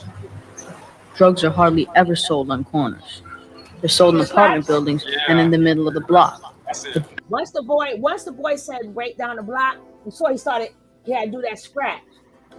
Because now, but Man, they took the camera. He will start scratching until you get that. He's not gonna be able to stop scratching until they get that next hit.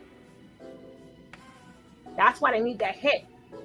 And then they withdraw. Can you imagine withdrawing and you constantly doing that drug user itch? That's how I tell you could tell when they doing them drugs. They got that itch there. Wait till we see the one on heroin. You're gonna have to see. You ever seen the Gangsta Lean DOD? No, I've never seen that one. When you're a heroin man or Sherry, I tell you no lie. With the heroin, they can lean to the side, curve, and won't fall. Hey, East Dad, what's up? Long time no see, East Dad. What's going on? Yeah, you gotta see that gangster lean. You're right. You would think that they should fall. They in an awkward position, just leaning, and they stay frozen. And you thinking they're gonna fall? They don't even fall. I'm like, how the F? People be so amazed. How you do that and not fall? Wait till you see the heroin. Yeah, they be nodding off, standing up. Oh, yes, baby. Oh, my God. I'm telling you. I gotta be leaving in 10 minutes. All right, this should be almost over. But if it's not by 10 minutes, I appreciate you being here. Yeah, and if not, I'll come back and check the replay as well. So. No, it's only about 10 minutes left. Best place is in the middle of the block. If the cops coming this way, you can jet down this way. If they coming this way, you can jet down the other way. If they coming both ways, you go up. So you always have a place to go. All right. Thanks a lot, bro. Partly sunny, 87 degrees in Troy. Orlando, partly cloudy, 93 thunderstorms. I got up one morning and I went to the window and I looked out and there's my son walking up and down the block. And I'm watching, and one person would walk over to him and there'd be an exchange or something.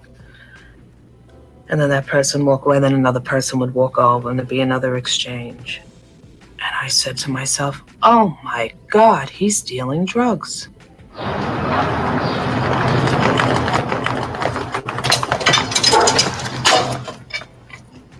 I went out and I called him over and I said to him, you f***ing junkie, you were dealing drugs. You're dealing drugs.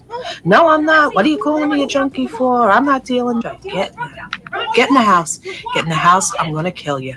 I'm going to kill you. And I dragged him into the house. And then, of course, the screaming, the yelling, the denial. He denied it. I'm screaming, I seen it with my own eyes. How can you deny something that I seen? And you don't know what you seen. I said,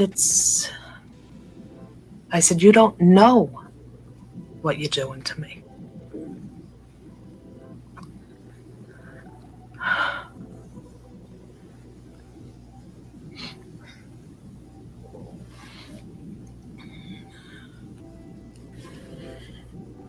He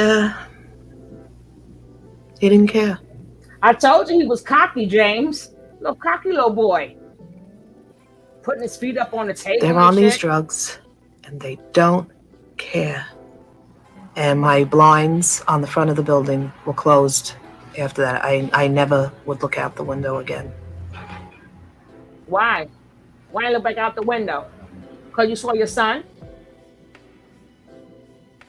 Whatever.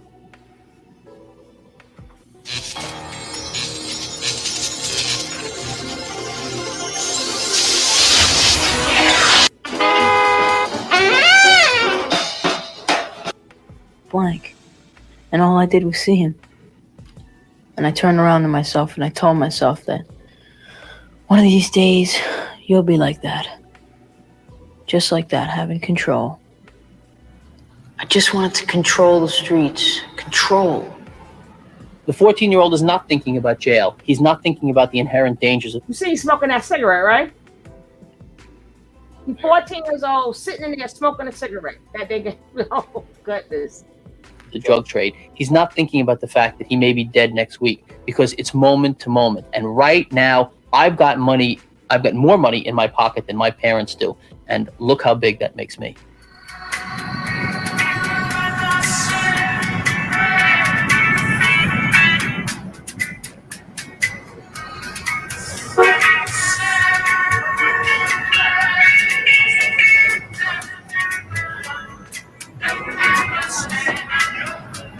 I eventually had a spot on 53rd near 4th. I had a spot on 49th and 8th. I had a spot off 52nd and 5th. And I also had a spot right on 49th. And I had a spot in Sunset Park.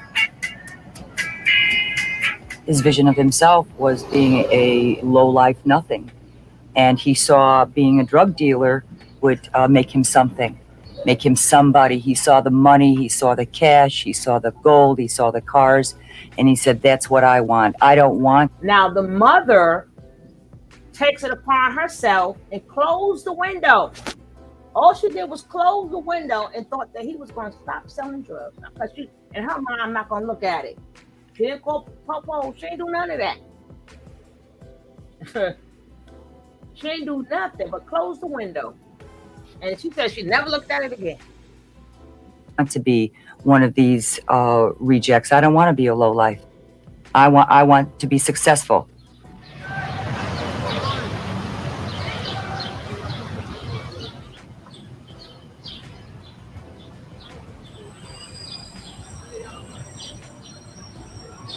I didn't do anything. When you got your own business, you don't do anything. All you need to do is hold the money.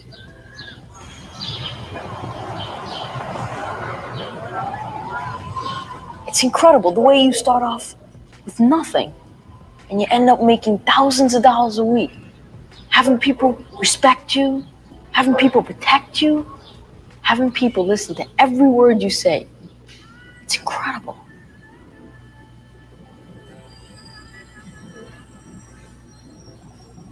The cops would pass around maybe once every half hour. We had it down pat until the end because then they started coming around more. But in the beginning, they would pass around every half an hour. So we try to do as much as we can in a half an hour, and then we'd make everybody get out of there, chasing them. Get out of here, get out of here. And they'd scatter.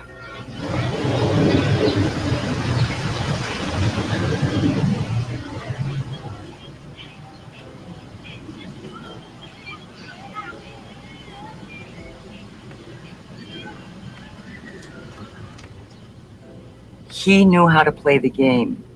See, he started out, instead of playing ball, he was doing drugs. And there's a whole game that goes along with that. And the game is, what will it take for me to be able to get away from the cops, be able to have lookouts, be able to have all my runners, be able to pay them off, be able to get money to buy my own drugs, to supply my own men.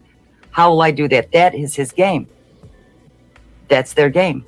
What are we as criminal justice people going to do? Are we going to tell this kid, look, kid, go out, go to high school, learn a trade, maybe get your degree, and what's going to happen?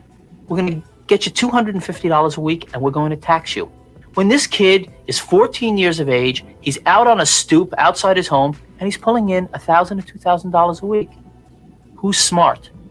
I don't know. How many times do you think you tried to stop him? I couldn't even count the times.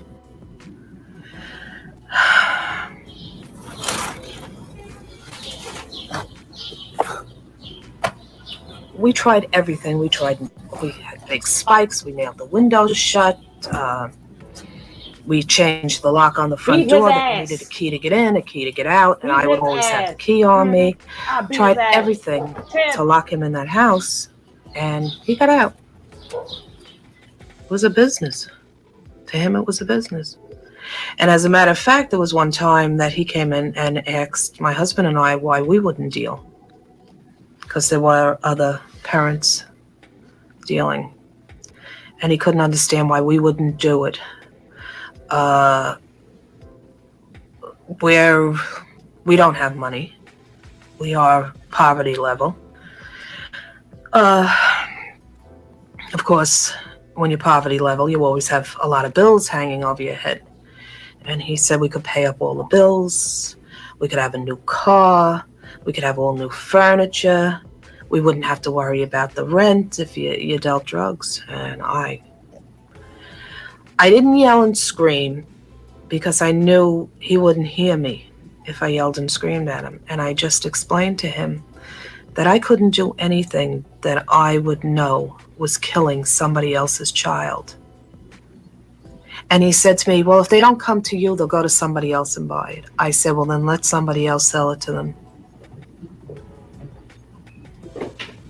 Popeye just sold me 358 vials. Up this wall. Heads up. Get nothing, man. What are you doing? I didn't do anything, man. You usually hear the walkie-talkie when they're coming. These kids are so smart, though. This time I didn't. Good. I could tell you to get caught eventually, young boy. Your mother didn't tell you that, right? Your ass going to jail. I remember a lot of Don't call me. times I'd be in bed and I'd think a hell of a lot. Even when I was getting high, I'd be thinking. Look I at used that. to think about which way my life was headed. Never get high off your own And supply. I'd like watch TV. Did you ever see one of those McDonald's commercials with all the kids?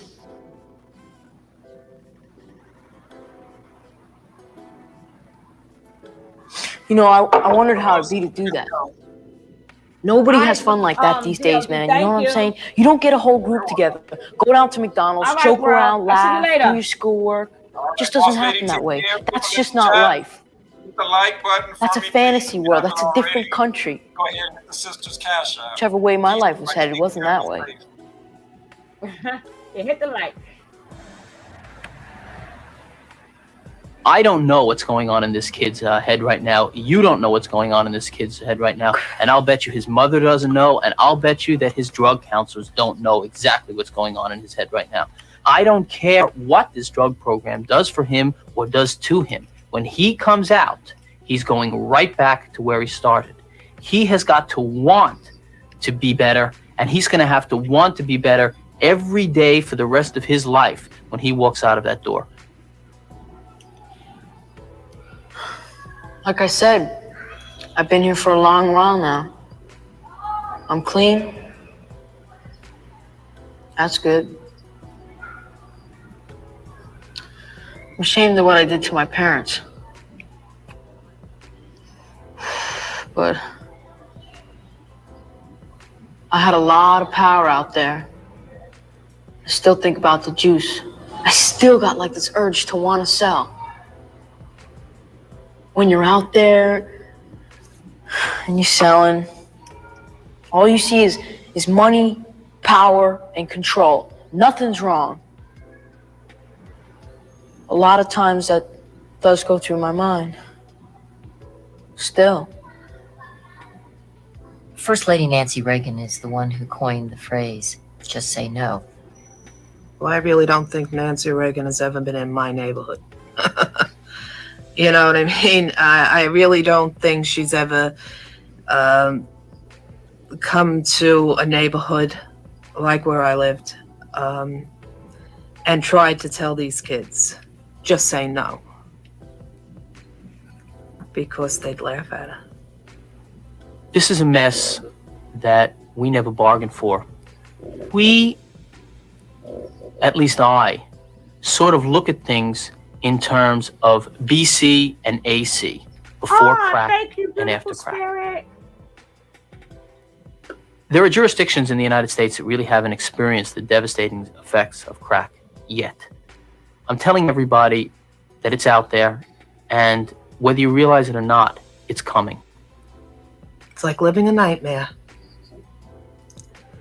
And you wake up to a nightmare. It's terrible. It's the most horrible thing that I think a mother could ever go through, besides losing a son. Yes, is to thank have you, a my son turn love. to drugs. Thanks for the coffee.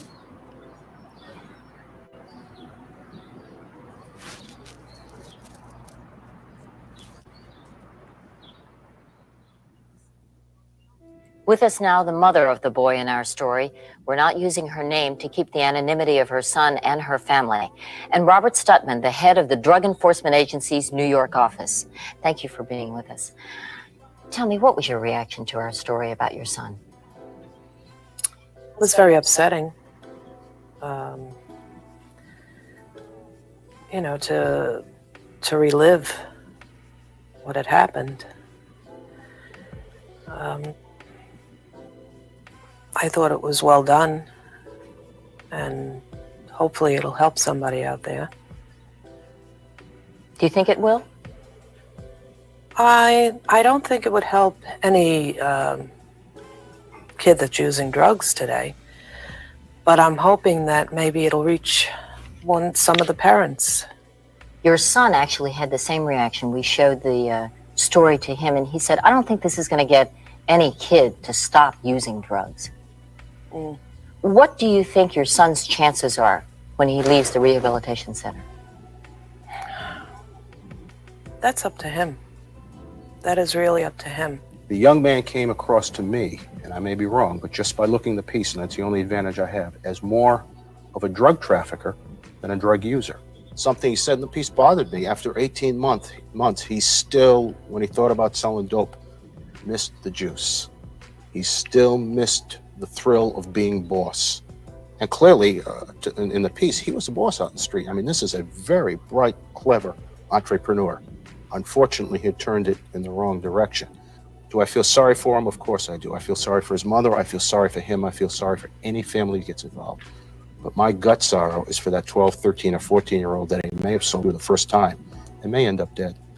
So what do we do? A 14-year-old kid who's able to sell drugs for thousands of dollars. What do we do? Well, I think we do two things. Number one, we revamp our criminal justice system for adults and kids so that we have a criminal justice system that finally says, if you violate the law and if you're caught and convicted, there is a swift, sure punishment for your actions. We somehow have to set up a system that says you are punished for the choices you make. So we would have seen her son in jail today. No, maybe what would have happened is the kids or the adults her son saw selling dope when he first started going to jail, then maybe the three of us would have never been here today. What advice do you have for parents since you've been through this? Since you've been through hell? Parents, they have a way of thinking the child's doing it to them. And that's what they say. Look what you're doing to me. You're killing me. Why are you doing this to me? They're not doing it to you. They're doing it to themselves. And to tell you the truth, they don't care. The kids? Yeah, if they're doing it to you. Because they're thinking, I'm not doing nothing to her. I'm doing this to myself, and it's not hurting me. But if you keep going after them and saying to them, look what you're doing to yourself. Look what you look like. I mean, children still have a little pride in themselves, you know, in the way they look. You know, look what you look like. You're gonna die. Because if you're telling them you're killing me, you're not gonna die. This child is gonna die on drugs, and you're still gonna live. Your life's gonna go on. So he's not killing you. He's killing himself. Thank you so much for being with us. We really appreciate your coming in. And thank you, Robert Stutman.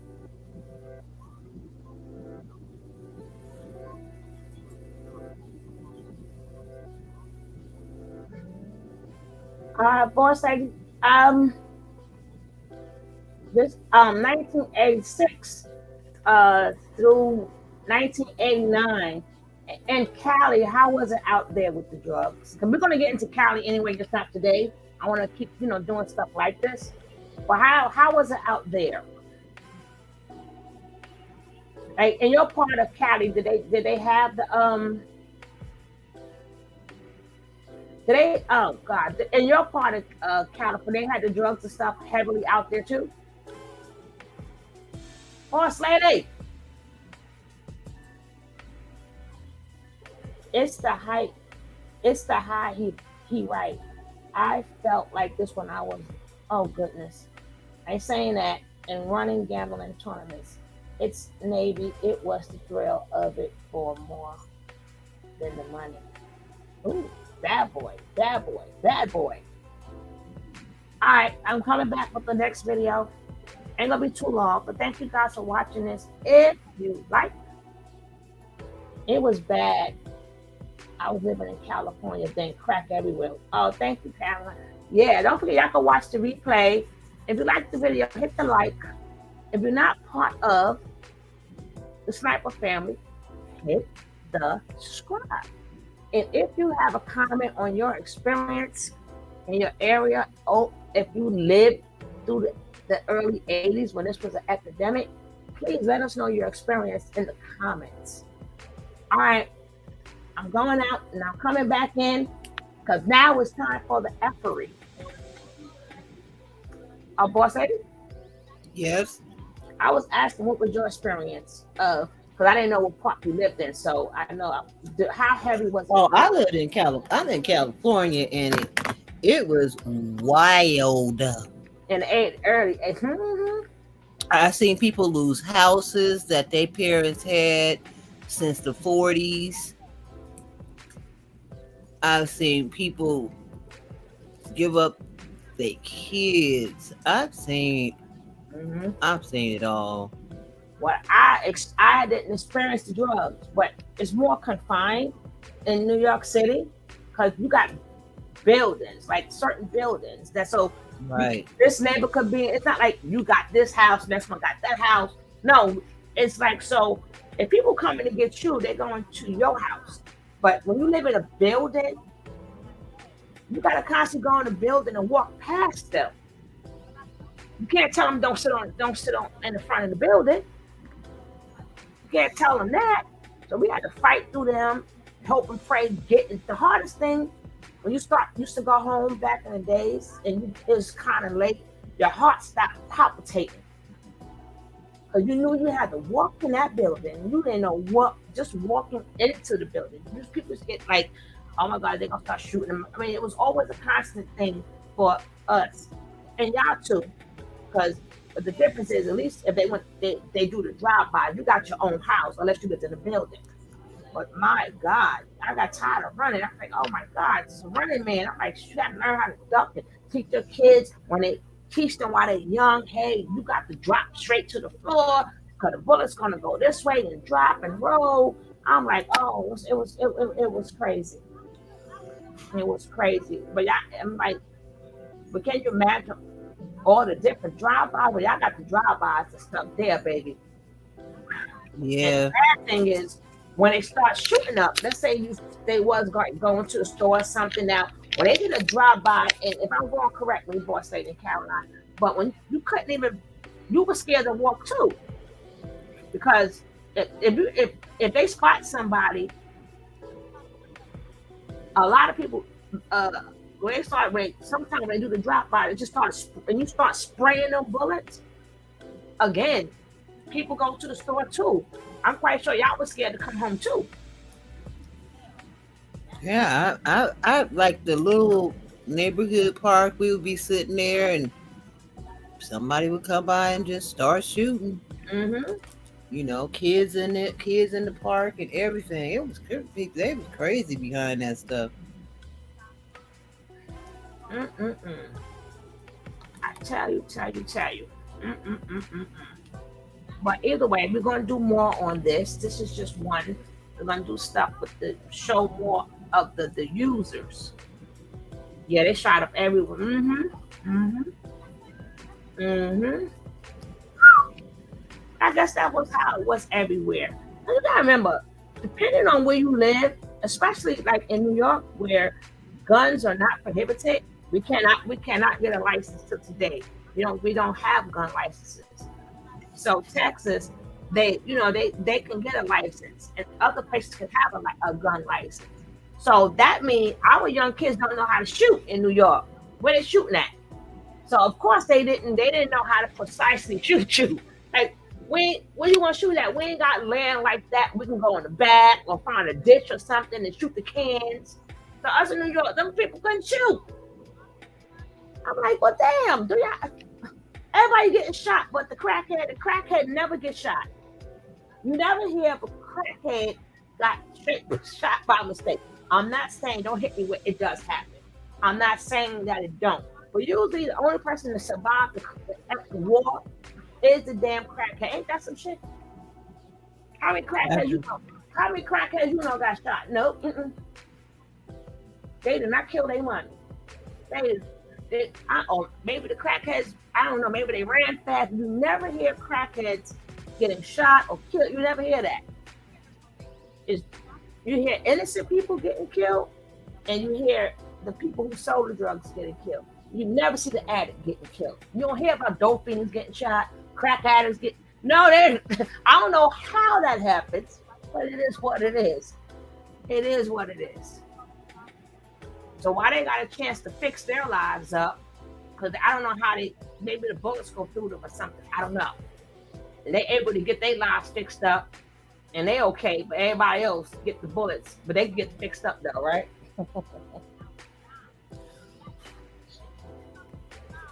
But see, even though you should get them rehab, but I do agree. Oh, great document. I gotta make sure I'm able to I gotta make sure I'm able to I'm not gonna get a copyright strike for it, Jane. But thanks for giving me that. I'm gonna check it out. But I do agree that they should have go to jail. Because in that case, if you could scare straight everybody, why they should get scared straight too.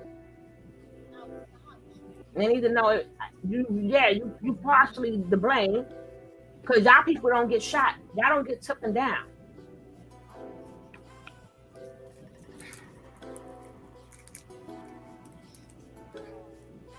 And then it leads back to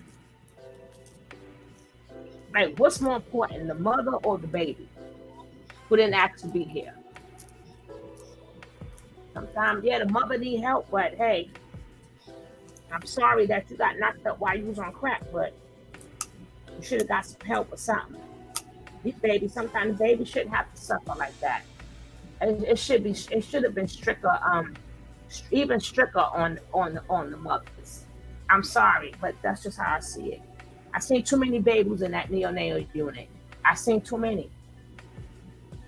I seen, like the other lady said, they got a lot of them babies. They have the premature babies. A lot of them babies, I know people. But let me get to the fuckery. We're gonna return with Pastor P. So I see you guys later. Peace out. Peace out. Peace out. Come on back. Come on back.